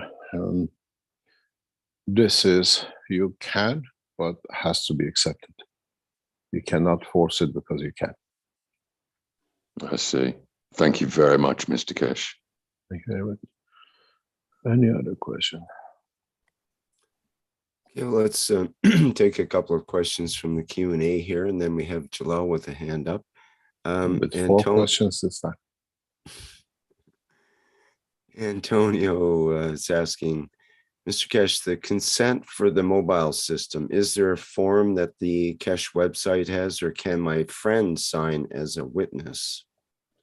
has to be notarized because this is a legal paper. We are crossing borders. We are crossing borders, and there are all eventualities. One of our knowledge seekers has written a beautiful one. We'll try to go through it to see correctly legally, and then we put it out for those who want to do it. But it has to be. You are traveling under responsibility. All these NASA science astronauts you see, they all sign these things for any eventuality. This is part of the trial test, and it has to be done. It has to be. We are entering a science, okay, it looks different, but in fact it's the same. It's a transmutation, taking somebody from one place to another. When you buy a ticket from an airline, you consent to whatever happens till they get you there. It's part of your ticket if you read the condition of the ticket purchase. And so it's the same, but this time you stand responsible for it, especially during the trial time. It's very interesting what is coming up and how you will see it. I just had a little note while we were teaching our development team. It says they're assembling it currently, the control system.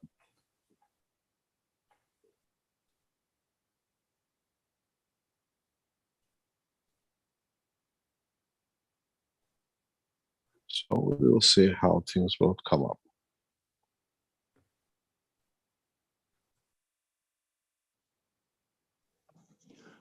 Mr. Keshe, may I just ask you another quick question? Sorry for jumping in here. I'm going back to this whole primitive spaceship thing because I remember,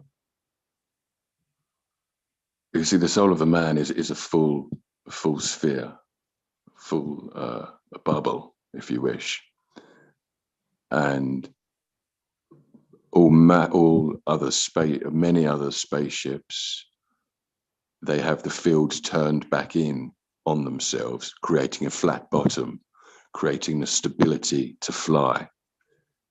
Many souls lost learning to do this, to create that stability. So, you know, and that's more of in terms of I don't want to use the word physicality because it's got nothing to do with it, but I'm just going to go with it anyway.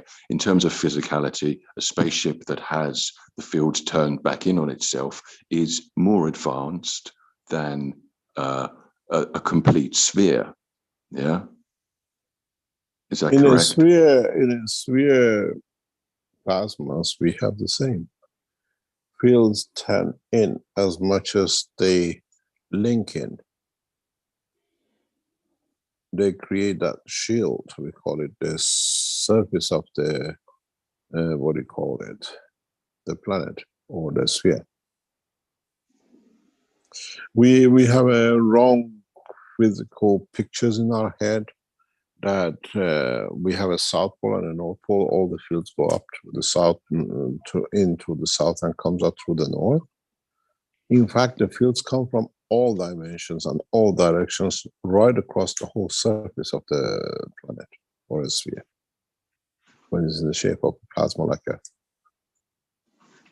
So that's what I said, is they tell us the light, you cannot bend the light, but in fact the light, if you cannot bend the light, you cannot bend any magnetic field. And this is once we put this explanation aside, then we understand everything in the world of creation is possible and is as we see it.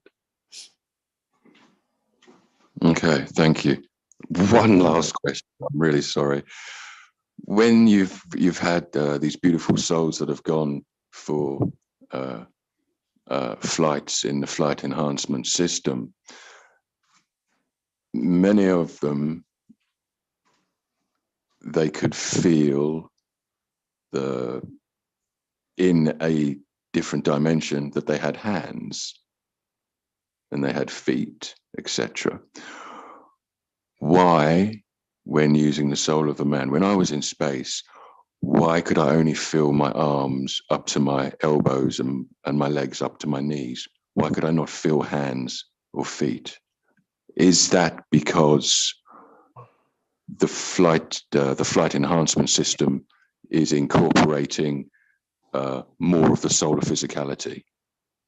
And because the enhancement unit is a complete understanding of the structure. And on the other hand, what they feel on the moon with their hands or walking with their feet is the extension of the connection of themselves with their souls, nothing to do with the system. It's how they want to perceive, translate. It's like the way you translate the dream when it comes from your grandmother in your head and you don't see there's somebody else standing behind grandmother, but in fact there is somebody else, but you only see the grandmother. You understand? This is not of the system, is the interaction of the translation of the information by your own solar physicality inside the soul of the man. Or we call it vision blindness, if you want to say it. Okay, so if using the soul of the man, I went to another dimension with other entities there, or not that. Let's just say my soul of the man went to the moon. Yeah. Do you think I would feel my feet and my hands unlike that depends I did? on you. Depends on you and what you want to accept between your soul of physicality and the soul of man, which gets imprinted on your memory disks of the interaction. That's all it is. Nothing to do with anything else. Who can tell you what to remember? It's like background noise. We ignore a lot of background noise, but there's a lot of noise there. We choose not to. It's the same. It's an individual process, nothing to do with totality. It's preference what it is. Thank you very much. Are there any questions, Nick? Okay, thank you, Mr. Keshe. We have Jalal with the hand up here and several more questions in the Q&A. Go ahead, Jalal. Yes, thank you, Rick. Hello, Mr. Keshe. Hello, everyone. My deepest condolences for all the knowledge seekers, but we are not. He is not lost. I'm speaking about Mario. Whatever he have put out, it's already there, and he will gonna be benefit from what he left. And we always elevate his soul. He tried hard to teach, and as you said, Mr. Keshe, he was really stubborn, but in a good way. He made his blueprint of his thoughts and ideas. So you Mr. had Keshe, many hot discussions with him, huh? Oh, no. He just now he brought a smile to my face because I was always I think in conflict. he thought of you as a rebel sometimes. Yeah. Yeah. Anyway, what we trying, it's adding to the knowledge in all aspects, and it is for the knowledge seekers to take from it. And as we say, there is no right and wrong. It's always a learning process. Mr. Keshe, can I teach 1 minute here? Yes, I'll go for a break. No, not so fast. What was your learning? What you learned in the university? It is system control, yes? Yes, of something called a nuclear reactor. I was supposed to, but I never learned it. Okay. It is always about system control. And when we have a system, we need to control it. And when we control it, we advance in that. So it's about the system control. You open up this teaching in the blueprint back in 2015, and I think you tried very hard to bring the knowledge seekers only to this point, but maybe the knowledge seeker missed it in a way.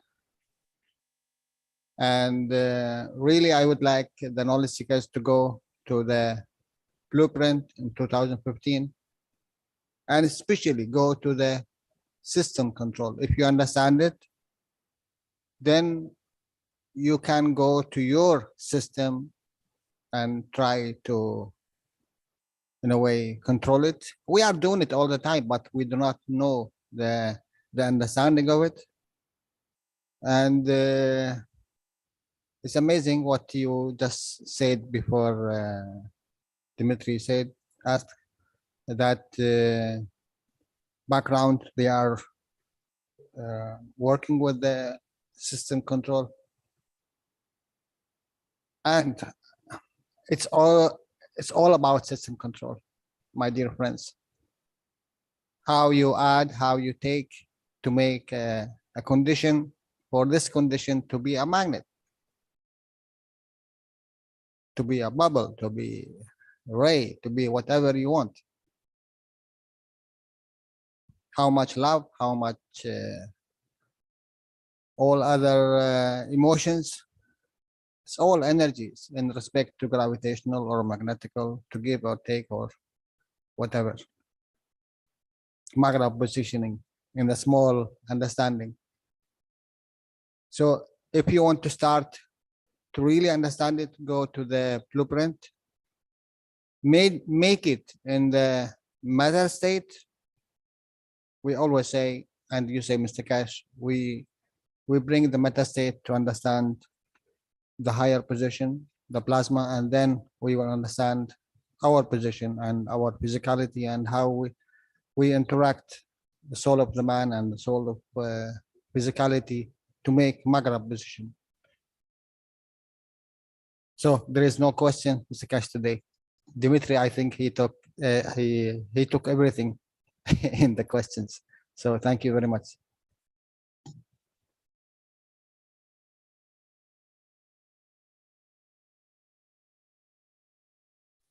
Come back, Mr. Cash. Your minute is finished. I think we're feeling empty without without your question there, Jalal. Yeah, I got the best questions. Shocked. Yeah, that's it. We're waiting for the punchline. It didn't come. It's okay. Yes. Maybe I will jump in the in the future. No problem. That's good. That's the old Jalal we need. It's all part of understanding it and progressive understanding of what comes up and what it is, and not the totality. And how we want to perceive to suit us.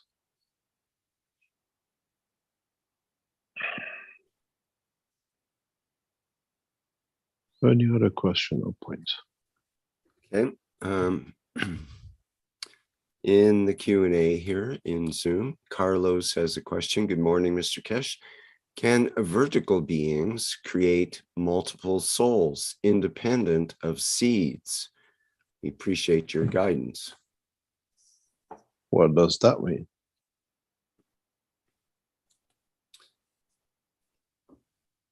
Well, I guess he's asking if the vertical beings, which are plants and trees, can they recreate or create another soul without seeds? Yes, and is actually the cornerstones of diversity in the vertical. One thing which you got to remember is very simple. We talk about the first man, the first woman, and then we have the diversity, or the first life, and we have the diversity as a fish, as a lion, as a man, as a mouse, and the rest of it. The same thing exists in the world of creation of vertical people. They all started from one interaction of the fields. And the interaction of those fields with the other fields created the diversity. And then the seed was the confirmation of the same, repeat of the same.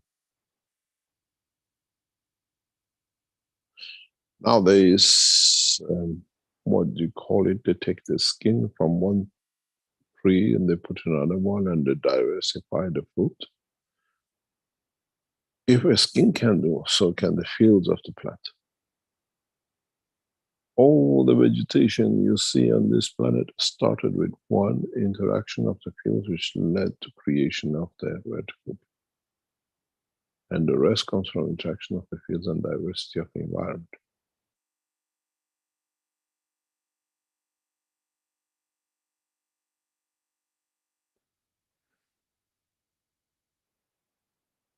Any other question?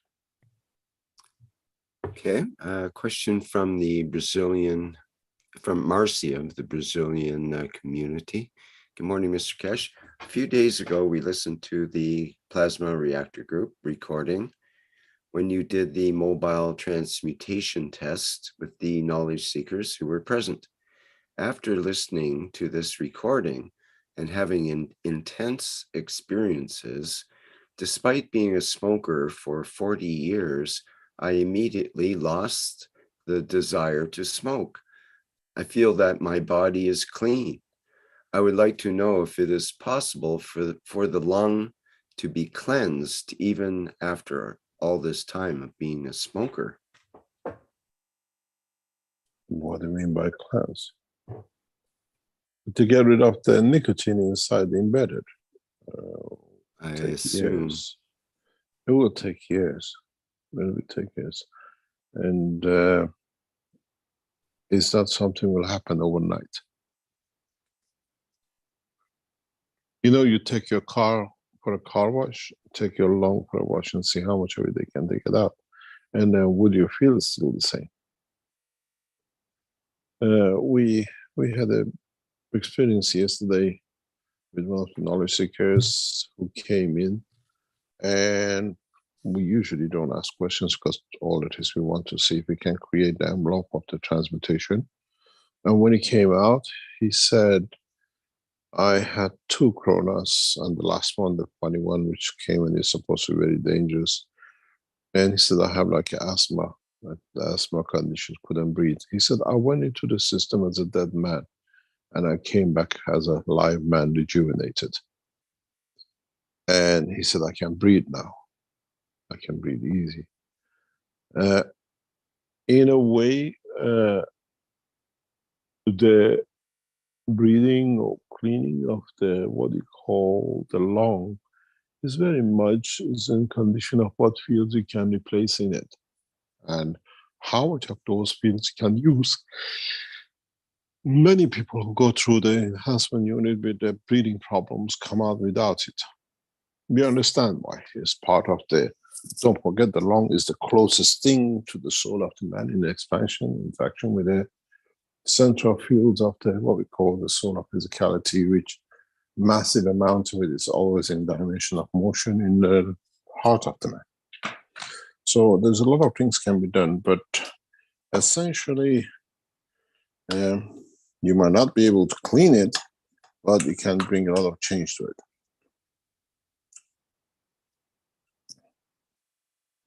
It's nice to see that you had such an impression. Many people have this impression when they go through the enhancement unit with the breathing. And we saw one yesterday clearly.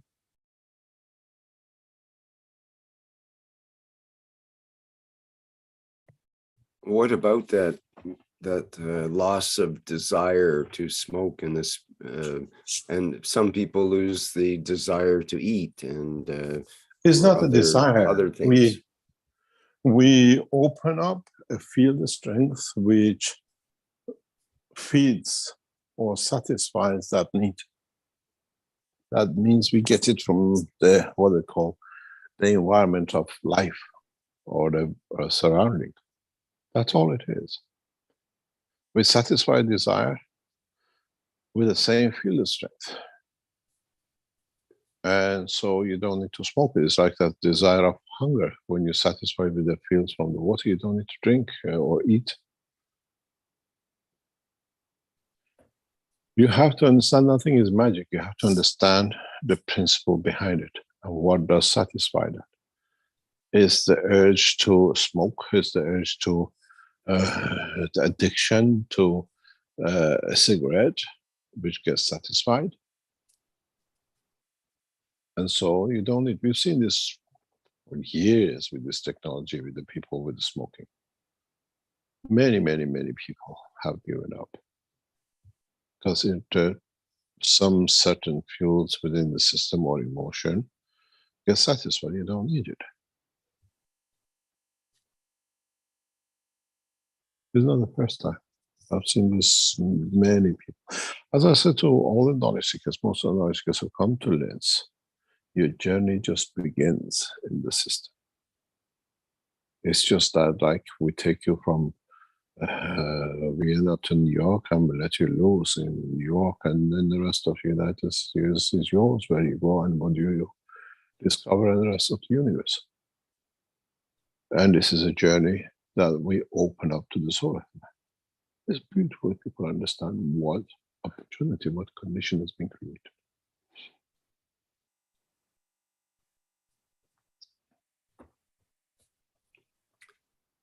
Okay. We have another question in the Q&A from JC.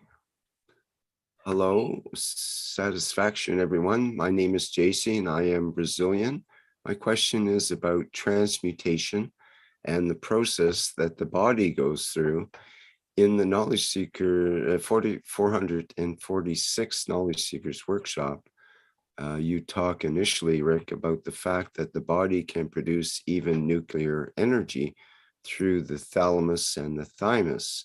And I would really like to understand this better, since when we study the thalamus, we learn that it functions as a transmission center for afferent and inferent nerve impulses, transmitting and integrating various motor and sensory impulses. And the thymus is a gland that doesn't produce lymph, since the small intestine and the liver produce lymph. So how exactly would this conversion of energy for the formation of a body capable of producing nuclear material, such as uranium and plutonium, be? And how would hydrogen make these twists within these two systems, the thalamus, which I believe is not a gland, and the thymus, which is a gland? It's not really clear to me. Thank you very much. Oh my God.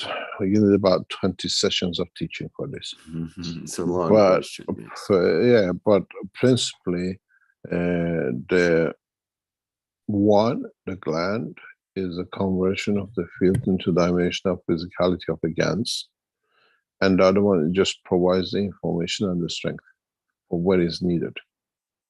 If you read your own question, the first part about the one in the head, which is control physical dimension of field, and one in the body, which is a converter.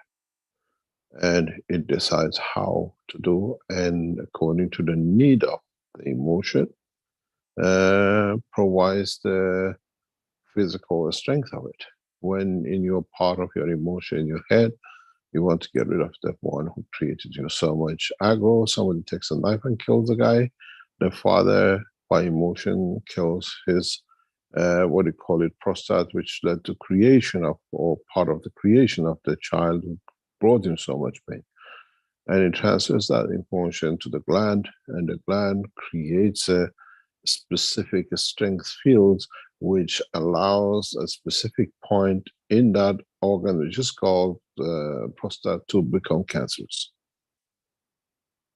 Not to produce, stop producing. I don't want to create another one like this.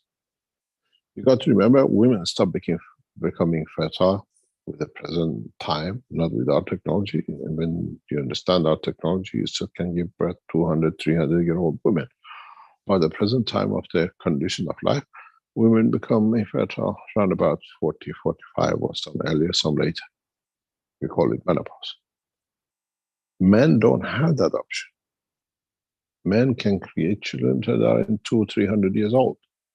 So the only thing is, which haven't gone through the evolution, is they want to stop what it causes, allows that sperm to go out to create an child. So they want to put a block into it.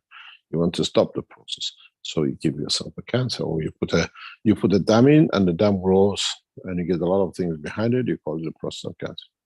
So we see the emotion from the top gland, the dimension of physicality, how they control and they interact to lead to generation and condition of creation of physical man. That's how it is. And then when they do that, they need an element which you call the lymph. It's a passage. It's like, you know, when you put you've seen these tomatoes going through a machine and you got a microwave to sterilize them. That's more or less how it is.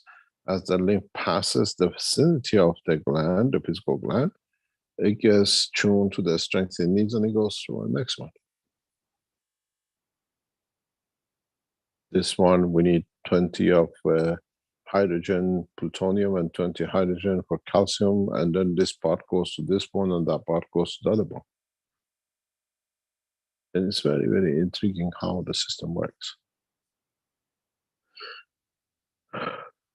Any other question?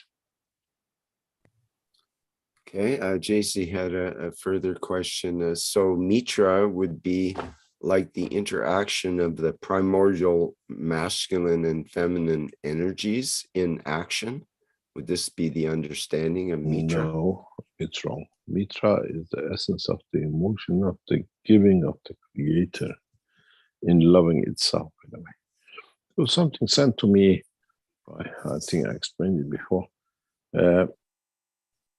People asking about how we can interact with Mitra. Mitra is part of the way we live. The way Mitra is our conscious, embedded within us. We know what's good, what is bad. We know what good thing is to do, and we know what good thing is to think and talk. It's us who chooses the wrong way.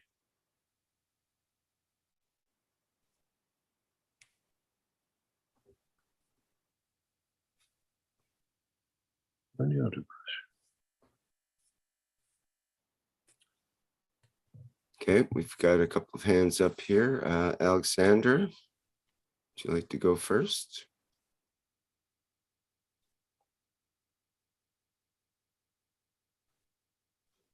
Alô? Yes, hello. Do you need a translator? Sim, Rafael? Alexandre do Brasil. We have Rafael here. Rafael, jump up, Rafael. Okay. Foi, Alexandre. Pode falar, por favor. Boa noite, Rafael. Boa noite, Rick. Boa noite, senhor Keshe. E boa noite a todos. Eu não sei se é boa noite, mas... a minha pergunta é o seguinte. O presidente da França declarou ontem para o povo que vem uma situação muito desagradável, muito ruim, que iam precisar rezar com a força da alma para modificar o que, segundo ele, acredita que está vindo. E a minha pergunta em cima disso é: como estão as negociações dos equipamentos para oferecer o gás para a Europa? So Alexandre would like to know something. He said first that the president of France, he told some days ago that a very harsh situation is about to happen, and that he asked for the power of the soul of the people to change the situation. And so regarding to this, Alexandre would like to know about the units of gas and electricity. How is the negotiation with the European countries regarding this? It's left with them. You got to realize, I was talking to someone the past couple of days, a lot of European leaders like to see this thing to come to head on. with people and the government. The burden of the expenditure is beyond they can accept. And actually what we see, some governments will push for unrest and conflict due to these things. But the whole thing is on the table with the governments, and they have to ask the same as we done with, as I say, with the IAEA regarding the nuclear. But Keshe Foundation is going ahead with its own development and its own structure of work for these things. There is a very big problem, sits especially in Europe and other structures, as there is a bigger plan behind it. The Ukrainians fought for getting the ports opened up to export grain. Now that it's opened up, nobody's buying the grain. Our grains are bought in black market from the Russians. What happened to all this cry we can't export? Who's behind it? The prices increase. It serves the people who are just after increased control. I was talking to Madam Dalitz last night. The fuel electricity prices in England was told 17, 18 cents, and now is 80 odd cents in past 6 months. 5 or 6 times more. The same in Italy, we were told it was 9 cents, now it's 50 odd cents. Has the gas changed? Is it different combination? Is it different material? Is it something new? It's the same one, it's just profiteering. And how to use it, and mainly used by governments for these things. But the situation in Europe is dying. It's this dire condition. It is going to be, at the moment, it's a nice time. Watch Christmas, New Year into February and beyond. I foresee once we start putting these units out, the governments will make it public that people will stop producing. We see that. We are prepared for that as well in negotiating with the governments for transfer of technology. We have to change. If you look at the, what do you call it, the gas units we put out, the gas unit prices has been increased to 10,000 euros as of yesterday. The energy enhancement unit, gas unit, combined unit has been increased to 15,000. Plus we brought it from 10 kilowatt down to 5 kilowatt, because to be able to meet the demand and control the supply and demand. I can see, and this is the reason done, is that it's not that we are making a profit. Whatever we make, we are an NGO, it goes back in. But we see that the manufacturers will not be able to supply the demand which will create in coming weeks. It is on the card. It's not our talk, as you said, President of France. French minister warned about this 4 weeks ago. Germans are expecting a huge unrest in Germany. They enjoyed the time when their fuel was cheap from Russia. Now they did not look outside, and what they call the nuclear lobby was strong enough to what do you call it, not to build any more nuclear reactors. They walked their nation into a cul-de-sac. Now they're stuck in. We have a nuclear reactor which is built, ready, is operating, but at zero power production in Austria. Now they're talking about opening up the reactor to meet the demand. Nuclear lobbyists, no, we don't want. So let's see in the winter when you have no food to eat, you want.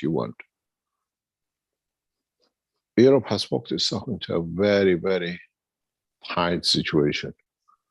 And the same will come with the food and grain with the rest of the world.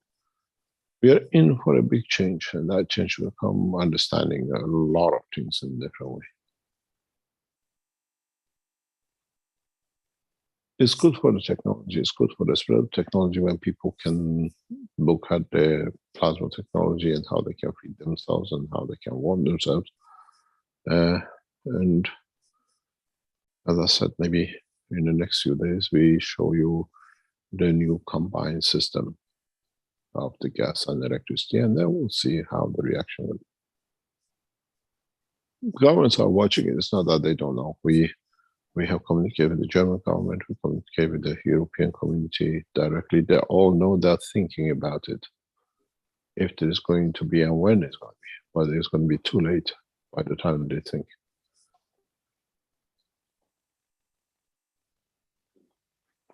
O Rafael, posso fazer mais complemento?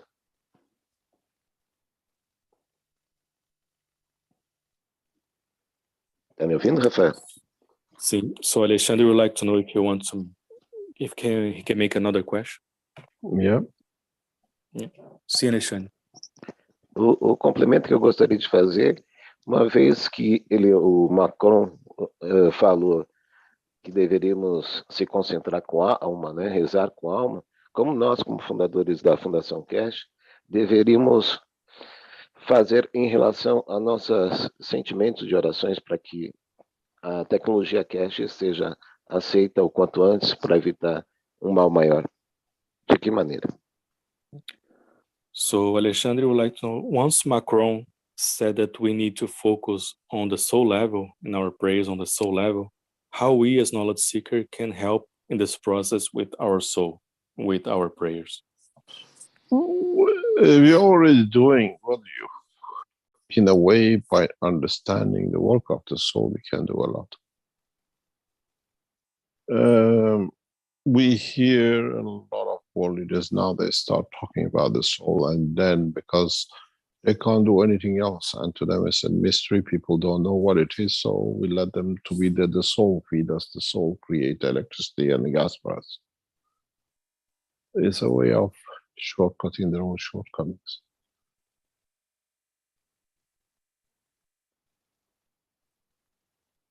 Ok. Obrigado, então, a você, Rafael, senhor Keshe, senhor Rick.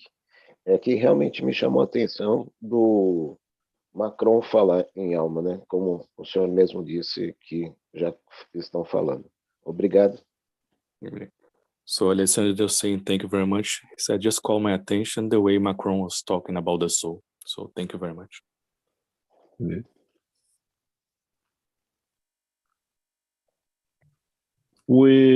From what is coming out of the European community, especially, the European leaders, except Norway, Holland, and one which is partially, if you call, British, the rest are talking about the shortage of energy, the crisis to come. And they expect unrest, expect huge unrest. And a lot of you will see shortages of or increase in the price of food and the rest of it. And then you see crisis with the rest of what comes with these kind of conditions. Go back to your teaching. Go back to the knowledge you have. Go back into understanding how things are going to be. Very, very soon you will see 3-4 days electricity to each area. Then the 7 days you are used to, if it goes that way. Then it goes back what happens to your freezers, you're stashed away, you tell them you have something in the bad time. It's all going to melt if they're going to be there. So go back to the teaching, how you learned to use the orange and the water. And start preparing yourself for making ganses of these things, that next time there is no orange in the market, you can't afford the orange, which is €4 a piece or €10 a piece. You have made a gans of orange, you have it ready. Then that becomes your supply. It might look funny to the others, but when you put the orange, gans of orange next to an orange water, and you drink the orange, you feel the orange and you taste it and you get the emotion of it, that's what it counts, not what other people say. The same with all the nourishments, the meat, the chicken, the lamb, the potato. Start adding up, start making ganses of these and jar it, like you do like a jam. These become your future stock.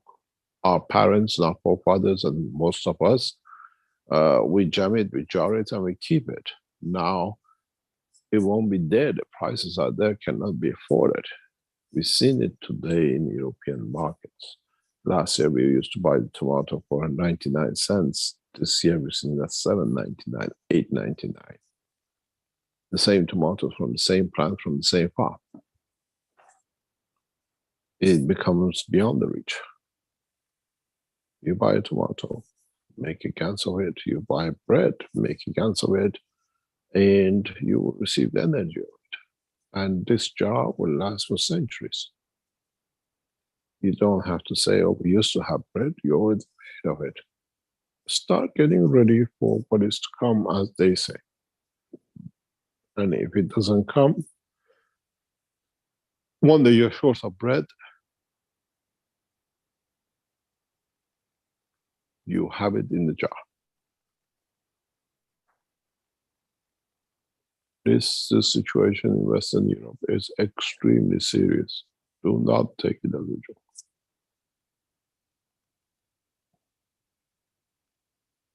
People will go to people's home to take food, but they don't know what's a jar of Gans. Let it be on the shelf. They won't touch it, but it's your food. You've been taught enough. You're well versed. This is summertime. Buy the peaches, the apples, the pears, the meat, and prepare yourself for that change.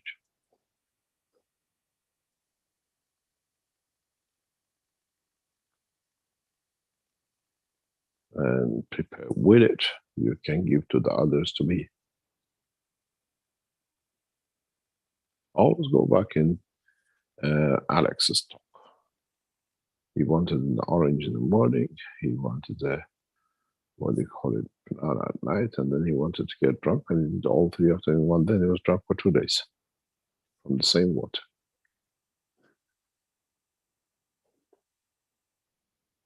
Get prepared. You're in for a very, very harsh time in Europe if this thing carries on and goes through. And if we get further situation in Ukraine with the energy supply, then Ukraine was a supplier of energy into Eastern Bloc countries, which are the bread baskets of the Western Europe. You're going to run into bigger problems. France is the backbone of the electricity generation through their power stations. They run out, the rest of the Europe will sneeze very bad.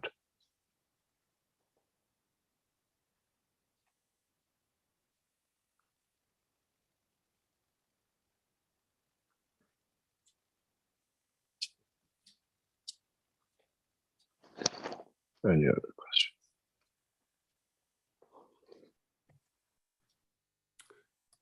Okay, thank you. Let's see. Let's go with Dean next. Go ahead, Dean. Hi, Rick. Thanks for bringing me in. Hello, Mr. Keshe. I'd like to just say something for Mario, because I was in the private teachings, and Mario, as Dimitri said, did touch some flower life ley lines. I look at this interaction on the screen in the moment, and it's full of holes, full of space gaps. And Mario seemed to be able to connect some of the soul interactions that actually led to some very big interactions that happened in my experiences. So bless your soul, Mario. I know you're still present with us in each and every moment, as all souls are. So I'd just like to say a big thank you to Mario for all his teachings and all that he did within the foundation. And as we said, nothing is right and nothing is wrong. And so every interaction that Mario had a direct effect on many, many different souls in many different ways, in many field strength that some of us will never comprehend and maybe not directly sense or feel. However, they are present in each and every moment. And thank you, Mario. And if you are able to transmute and be part of this interaction in these very moments, please receive from my soul to your soul, and thank you for the beauty of your shining star. Mr. Keshe, transmutation. Can that be in any moment, in any point in time? You spoke about the heartbeat of the planet, and you speak about the pulse. Is that pulse between ourselves and our soul at such a speed that the physicality is slightly unaware in this moment?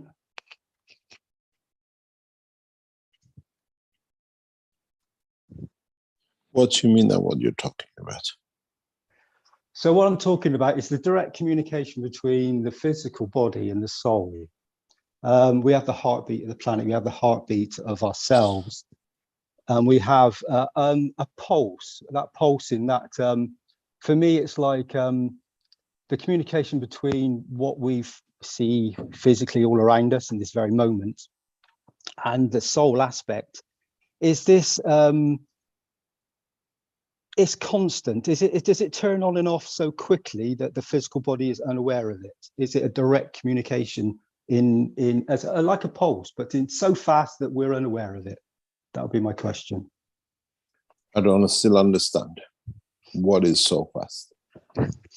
So it's the interaction of the communication between the soul aspect of, you say the souls have another life. They're constantly in communication, and they're consciously aware of each other, and in each and every moment they are interacting and guiding the physicality. So is that communication, is it constant? Is it always present in each and every moment, but so fast that we're unaware of it in our physical bodies, in the slow It is down there. field? It's like air. You breathe. Is there a position that you can't? There is no air to breathe. You go in the basement, you go in the loft, you go in the tunnel, you go inside the earth. It's always there. They don't inject it for you. It's the same way. It's always present. So there is. Sorry, Mr. No, you carry on. Yeah, you're talking about Mario. There is a message which has come through the chat to us. I don't know how much it'll help you. Apparently, some of you can help with it. It's been posted by our knowledge seeker. It says, hello everyone. I was shocked to find out my brother, Mario Tani, passed away. My family and I are in shock. In case some of you do not know, this Mario real name was Mario Erteston. His brother all live in Florida, Georgia, and North Carolina, USA. The cousins and other family live in Canada. I'll be flying over there to Bangkok to make arrangements for him.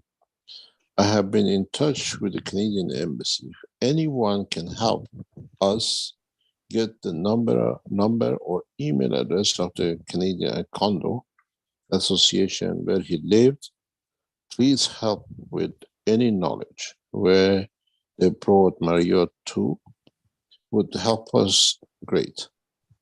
And to thank you all in advance for the help you have given us. My name is John. It's his brother. If any of you knowledge seekers know where he used to be, where he lived, and where condo, wherever he is, that we can help the family to at least get the hand of the knowledge of the brother. If any of you knowledge seekers had contact with him in Bangkok, I'm sure one of our knowledge seekers in Thailand can help. Get in touch with me, or somehow we can get the brother to, maybe would like to take the body of the brother back home. If you have any knowledge of his place and time, or where he is, or where he was, or where he lived, they apparently lost contact and they're trying to find a brother. Thank you, Mr. Keshe. That's, as you just said there, a brother. It's the brother to all of us. We're all brothers and sisters, and yeah, it's a wonderful thing when humanity becomes one, becomes brothers and sisters again, and understands the divinity within inside themselves. And Mario's picture here and his teachings shared a lot of knowledge, and his family deserve, like all family members do, the beauty of this knowledge, this universal condition, to be spread evenly and continuously in this moment, so that everybody receives the field strength of Mario's love and attention, the care that he gave. And yes, there were some moments where, like we all do, we have other thoughts and interactions. As you've rightly said many times, Mr. Keshe, nothing is right and nothing is wrong, and every interaction is a field strength, is a plasma that resonates and comes back. It flips, it changes its position, and sometimes we need that interaction to see the other side of the plasma, to see the other aspect, and to feel that strength, to feel the emotion, and then let it drift on by, and gain the emotional experience from that interaction, to then gently guide us and give us the a new interaction, a new field strength that will enable us to understand more. As you said, this technology is ever expanding, and we are just touching the very tip of the very first step. And so it is unlimited. And Mario's beautiful teachings and the drawings that he did explain this to his understanding. And from his understanding, many of us learned some very deep, knowledgeable concepts of the universal flow and energies. I have one of his devices that he spoke about. Actually made this this tool, and I put some of the knowledge that Mario taught, and it was inverted triangles, pyramids, however you want to describe it. And on the end of it, I put some of the plasma waters in certain points, like we see the points on this flower life grid that Mario drew out when he came to his position, where he, just by interacting with the fields, the universe spoke to him and shown him many diverse and beautiful interactions that he took within himself, and then expanded upon and drew physically and spoke about with words and intentions. And that's the ethos of the foundation. And so some of the interactions, whether they are however they were, they all have a beauty, and we all experienced and learnt from it, each and every single one of us, in this very moment. And thank you, Mario. Thank you for the beautiful family of Mario, for bringing him forward, and for the soul of Mario, that is the soul of all of us, within each and every single one of us, part of the creation, part of the creator. Thank you, Mr. Keshe. Thank you.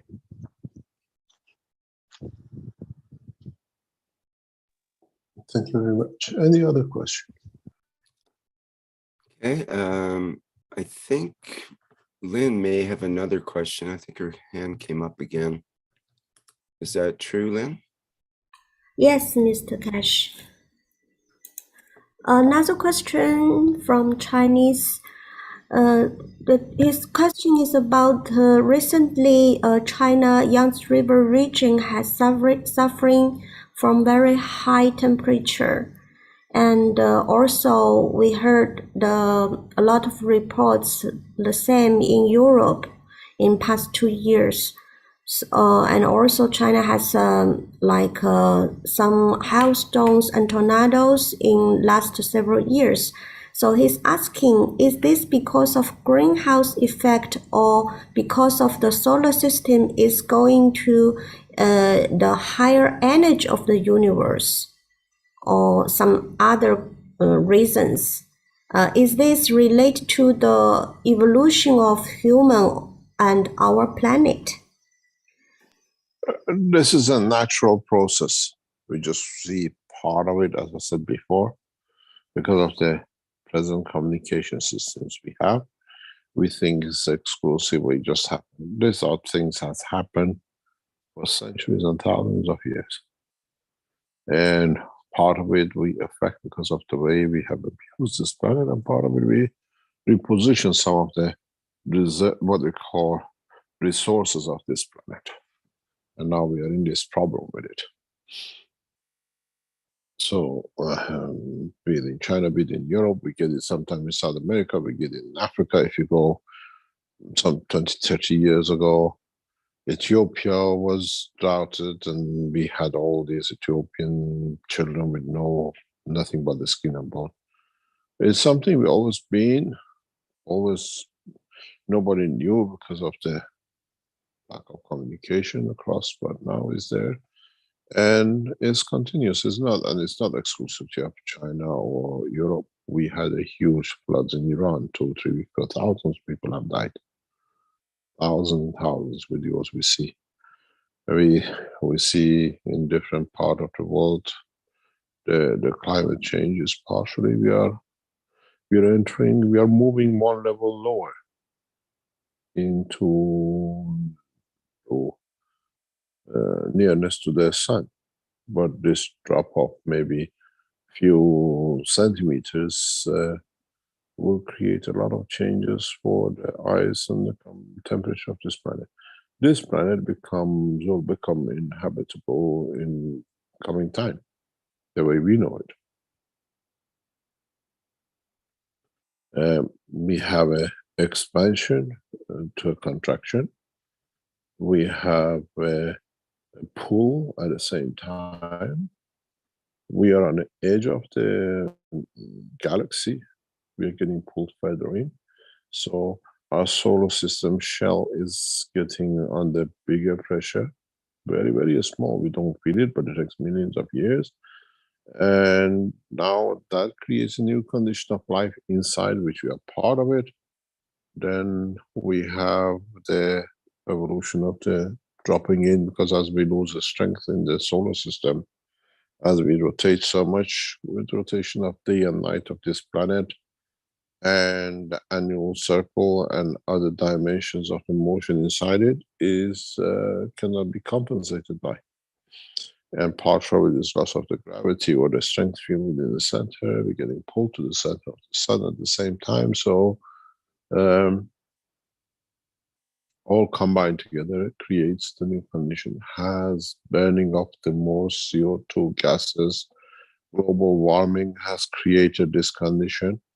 When you move to a new position, the way creation of CO2 led to creation of sustainability of life billions of years ago, now we see the reverse of it, and so we see the condition. Do you want to blame it on the heating? What heating? Burning of the gases? Maybe a little bit, but not much.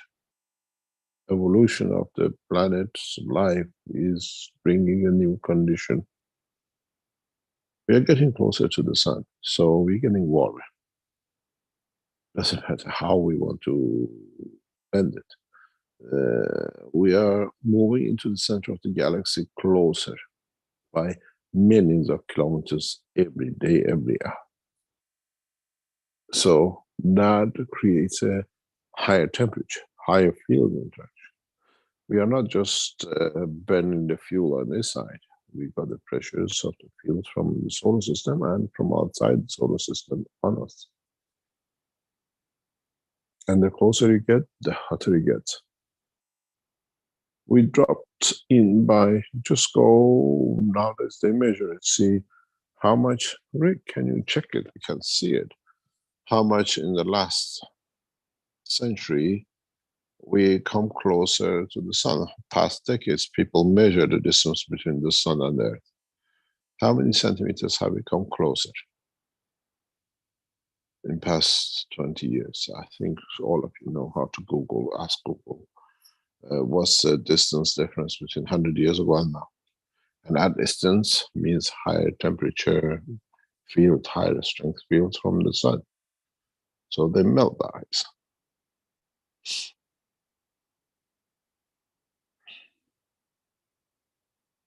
It's very easy. Rick, can you just check? Yeah, I'm trying to find that information. Yeah. How much the moon has got closer to us in the past 50 years. And there is a critical point. At a certain point, you move on, you change.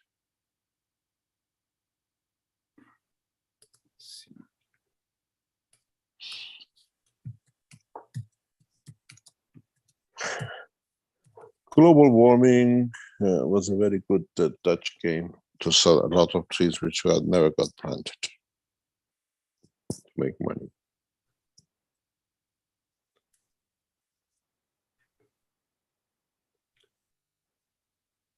Seems most of the consensus is that this Earth is moving away from the sun, but very slowly.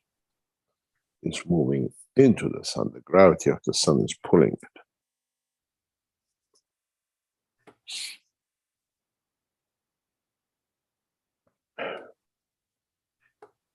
We don't see. I always thought that. Yeah, I'm trying to find it here somewhere. We don't see the planetary system falling out of the solar system. They get generated and they get pulled into.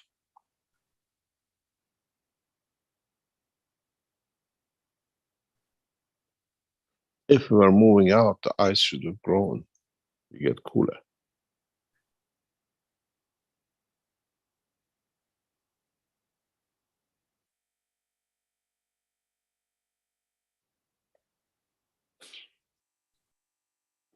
I think they're talking about the loss of mass of the sun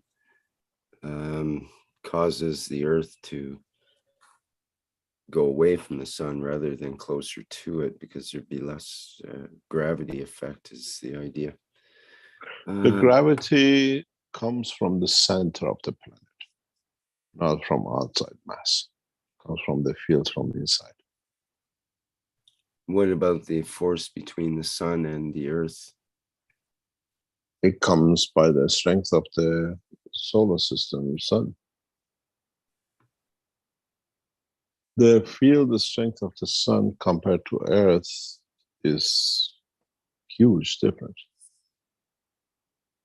So if the field strength of the sun is decreasing, then wouldn't it cannot decrease? The Earth it cannot decrease. No, the field strength inside cannot decrease. The gravity of the sun doesn't change as such. Whether it changes, it transfers right across through.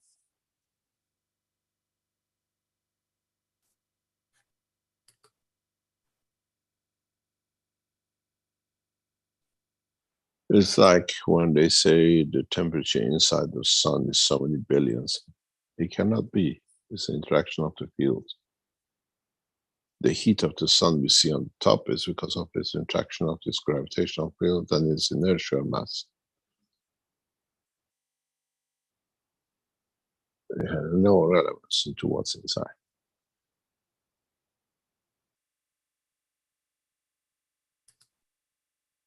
We know this because we've done tests. We have carried out tests now physically. We know it's not just a guess and the theory. Reactors, condition of the reactors show constant temperature in the center of the reactors.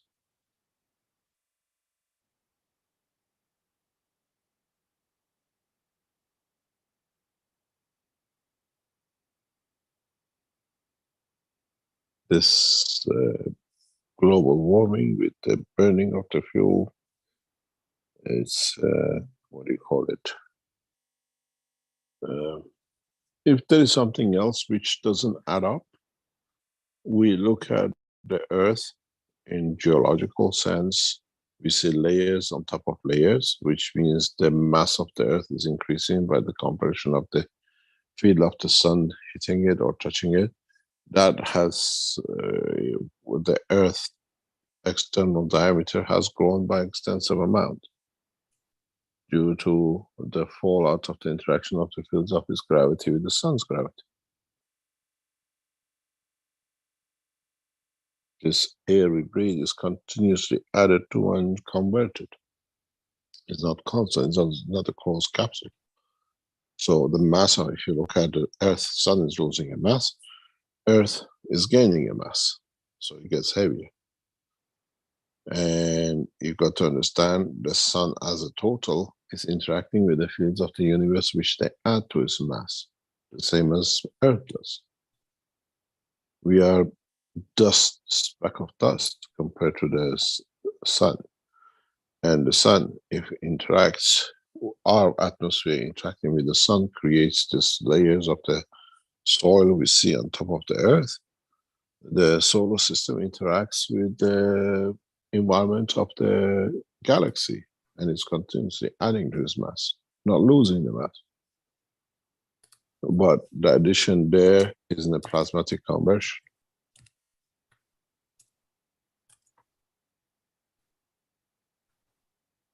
The physics, especially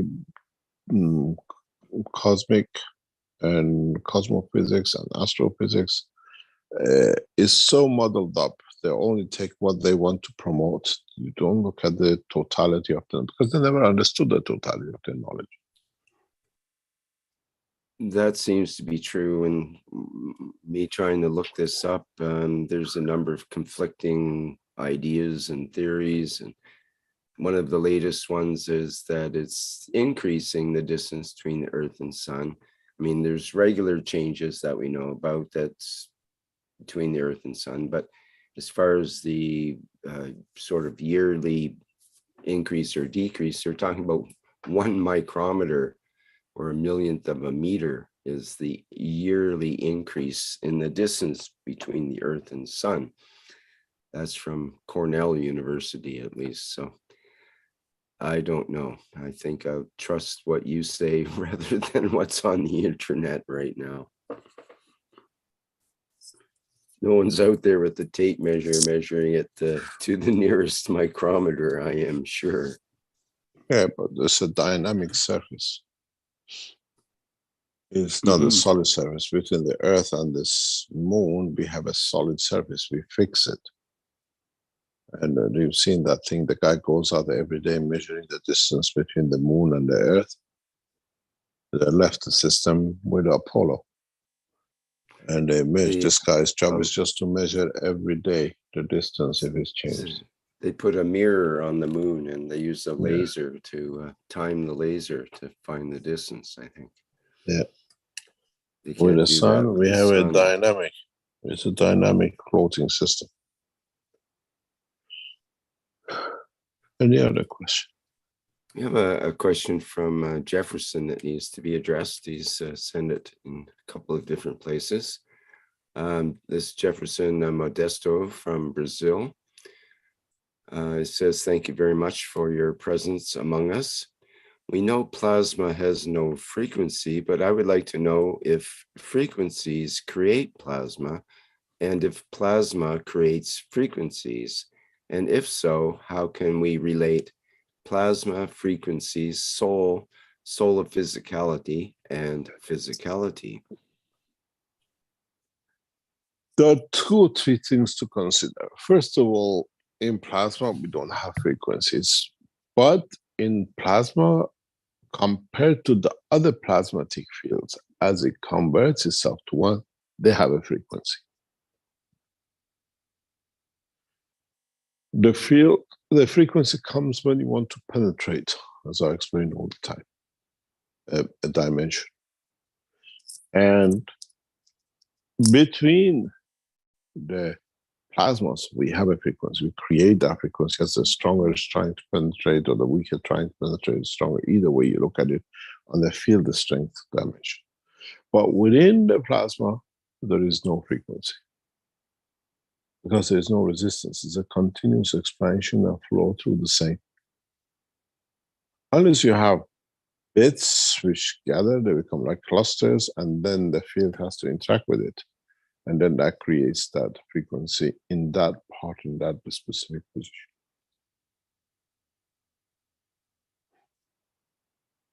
It's very, because plasmas are DC.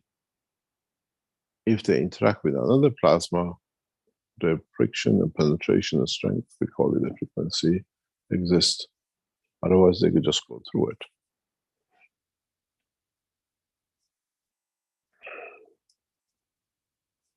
This you see in the enhancement unit. A lot of people come to enhancement units and then when they come out, say, oh, my pain is gone.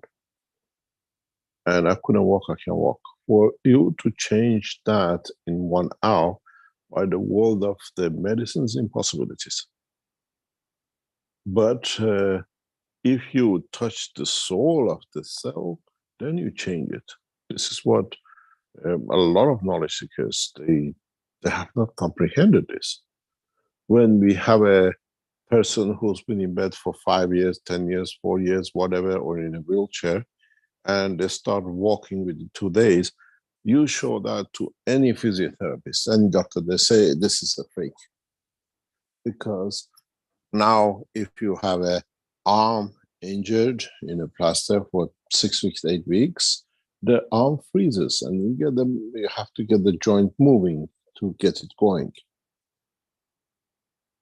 You can't just, if you got a broken joint and you locked it for 6 weeks, and as they take the plaster, just open it anymore. It doesn't happen. Especially if it's frozen for years and operations don't happen. How come that we as knowledge seekers go through these systems and within a minute we come out of the room or out of the system, we walk? And this is what you think, oh, it helps. Because with the expansion of the soul, with the enhancement of the soul of the cell or the body, it's the soul which moves and physicality follows. None of you can explain to me how we got the guy which has been in bed for years, walking after 2 weeks, and they walk as they've never been. Physiotherapists don't accept it. It's impossibility.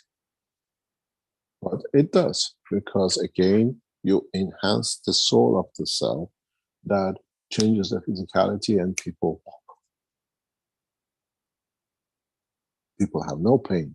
They were locked and they're open because we work with Ganses and with the structure of the cell of the same strength as the body of the man.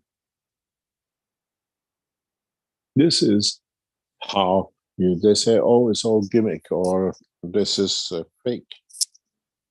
You show me a fake because I've faced this many times. Even people don't remember it themselves, they're moving it.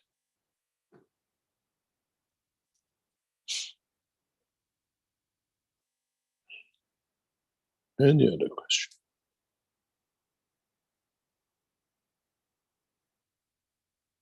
Okay, thank you for that. Okay, we've got a hand up here with somebody new, Leszek, I believe is the name. If you can say who you are and where you're from, that'd be great. That is, if you wish to put your hand up in the first place. Yes, go ahead. Okay. Hello, Mr. Keshe. I'm from Poland. I was already talked with you like 2 months ago on the Zoom. My question is now, the spaceship is for sale, yes? For €1 million, yes? Hello? Yes, what? The spaceship is for sale now, yes? Because I see on the... It's for 25 million, yes. And only to governments. Because, you know, I asking about this, you know, this another healing, you know, machines, what you have. But nobody answer from the sales department, you know, is and in Poland is many people sick. The, you know, this hospitality is not so good. So I think if there are like a couple of machines, even one went to Poland, so suddenly will be many clinics want to buy another because the people don't know this kind of machine exists even. The systems are, if you talk about the space system, is 25 million. If you talk about the enhancement unit, they've been put at 1 million.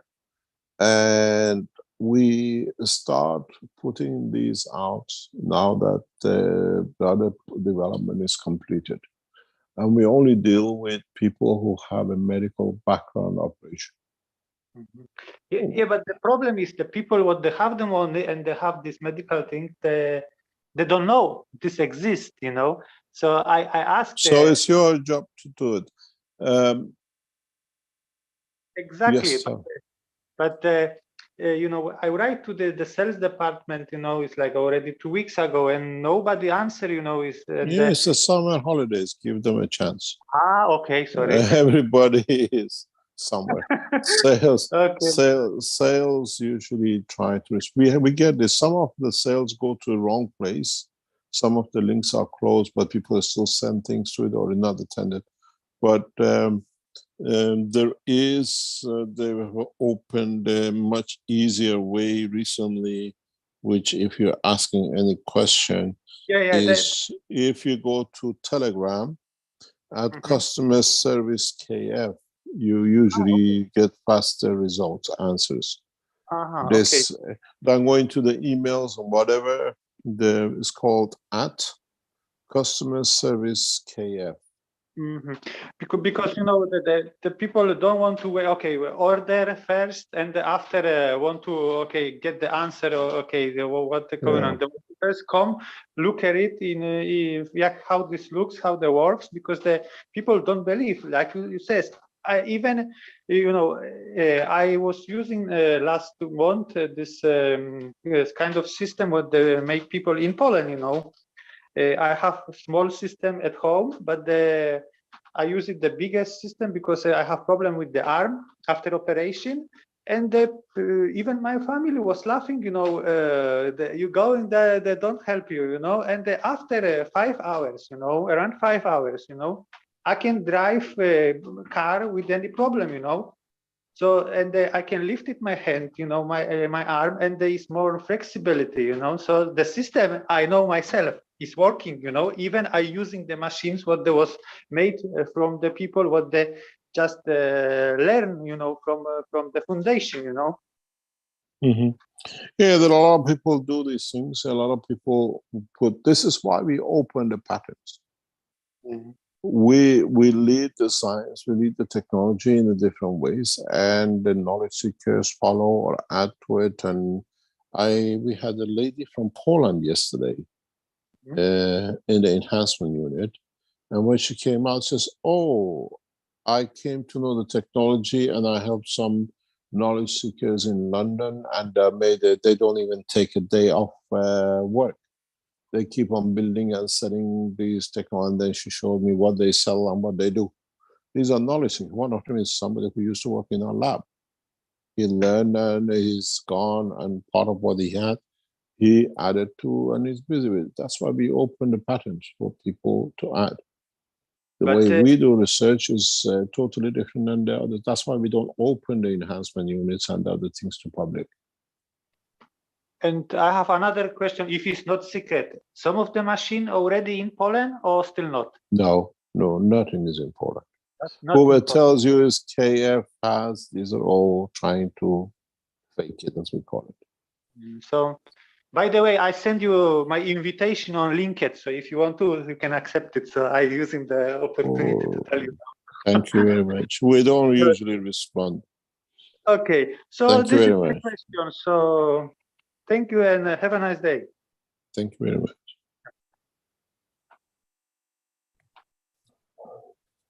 Any other question? Okay, we've got a question in the Q&A from Lissy I'd like to address. I've got an image that we can have a look at here. And get that up first.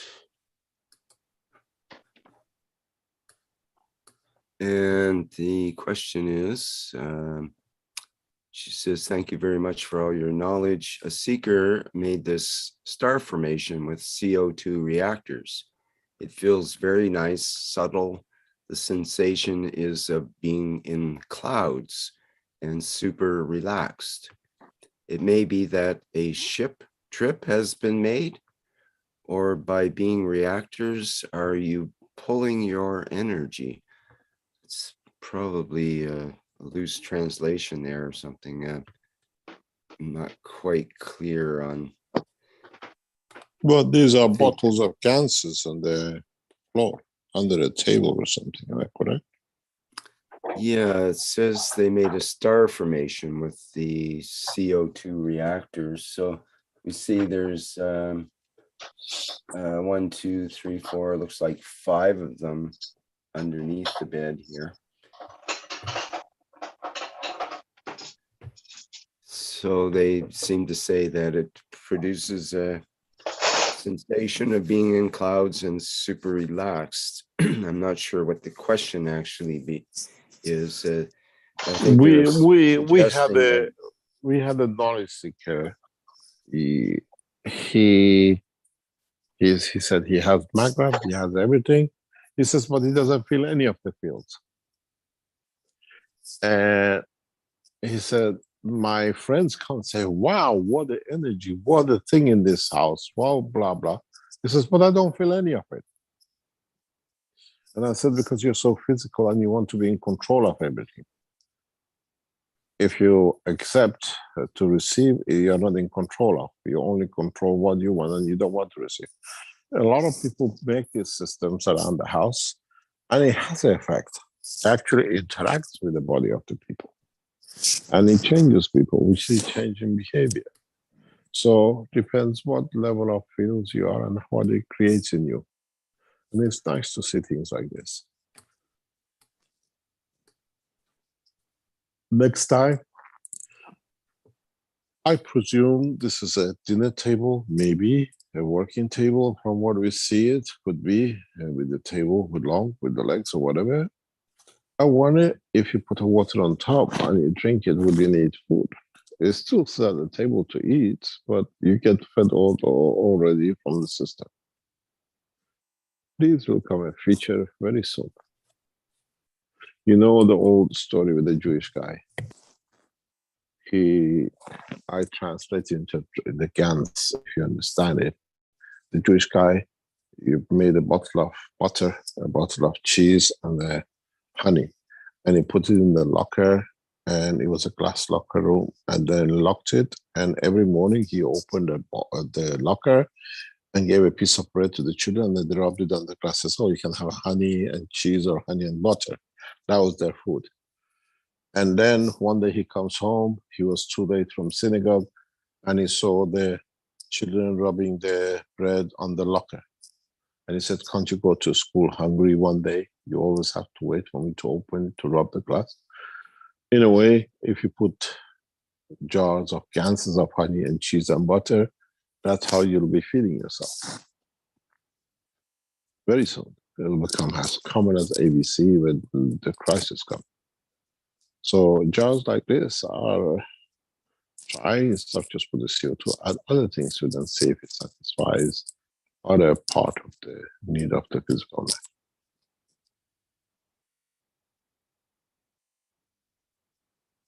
Any other question? Okay, question from Cristiano in the Q&A here.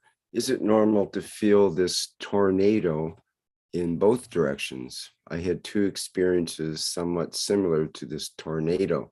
First was an interaction with the cup of man, where it felt like a clockwise and counterclockwise rotation, and it felt like my body was swinging.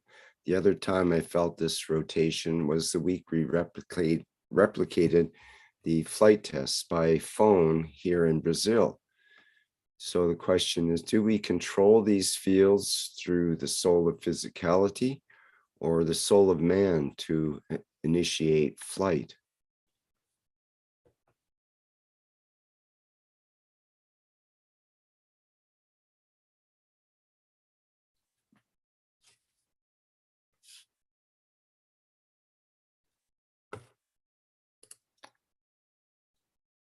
Still there, Mr. Keshe?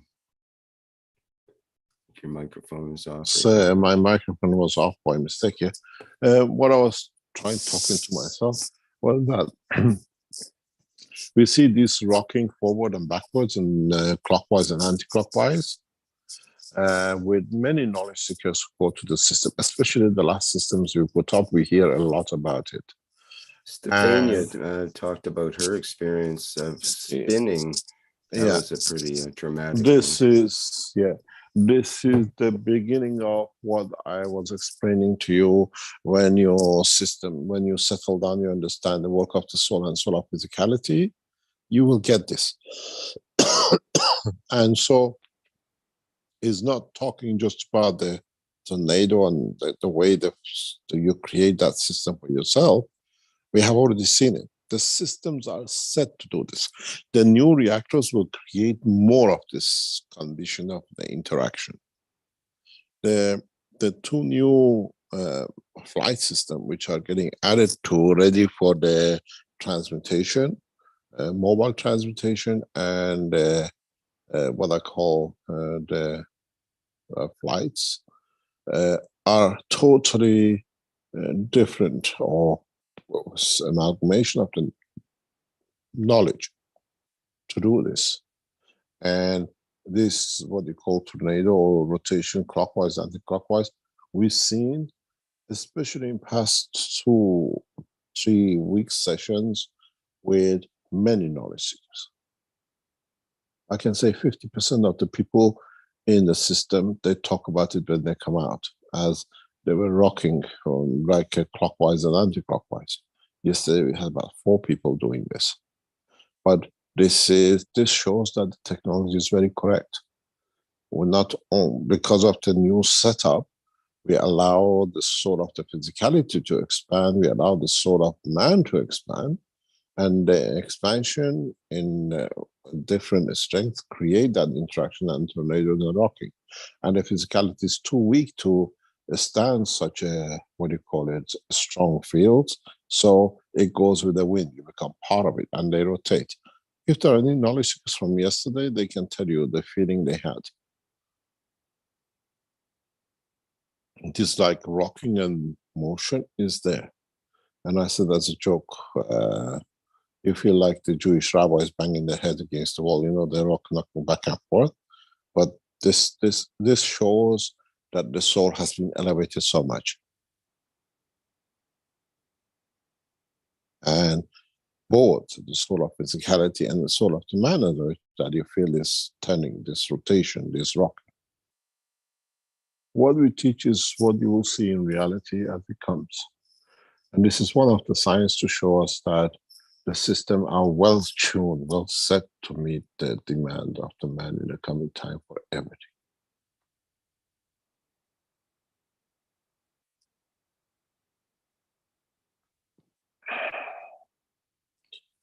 Any other question?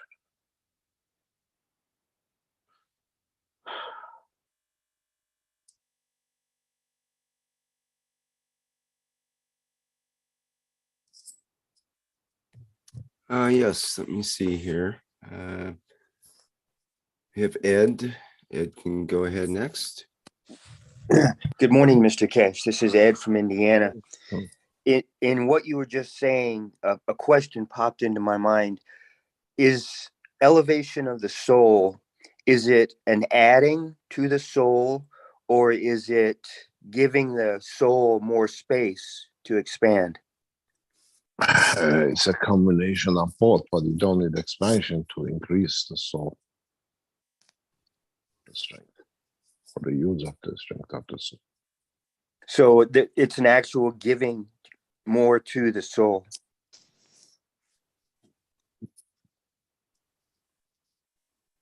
Is actually soul giving more, that the higher strength appears. The more you empty the cup, the more you receive in the cup. So it is. So it's an expansion then. Doesn't need to be expansion. Okay. Okay. All right. The more need to be expansion. The more you give, the more you receive.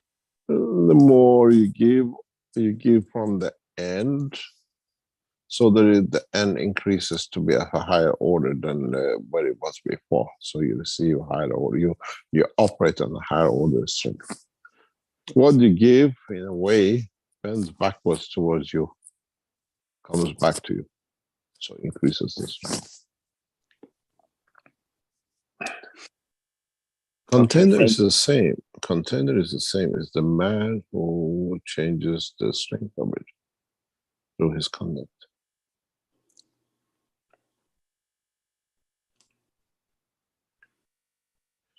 Shall we call it the day, Rick? It's nearly 12:18. Sure, Mr. Keshe, yes. Any remaining questions, people can carry them over till next week. Yeah. Please, those of you who are, what do you call it, booking for the enhancement unit flight simulation, especially for Moon and Mars, please complete your form as fast as possible, because we might bring you in next few weeks for a pre-test, or we might run a pre-test with you to prepare for the, what do you call it, final assault for the flight system. Because we noticed with the other knowledge seekers, those who've been with us in the first 2-3 weeks and they come back, they haven't started the process. So we would like to start that process with you. That is ready for the next step. It makes it easier for us and for you to go through the journey, and allows us to complete the cycle. And so if you have filled in the form or you submitted it, but you haven't completed it, please complete it as fast as possible. We bring you on the different days than the Tuesday, Wednesdays to, in a way, put you through the process of the training, or we train you online till we have you ready for what we call the final takeoff.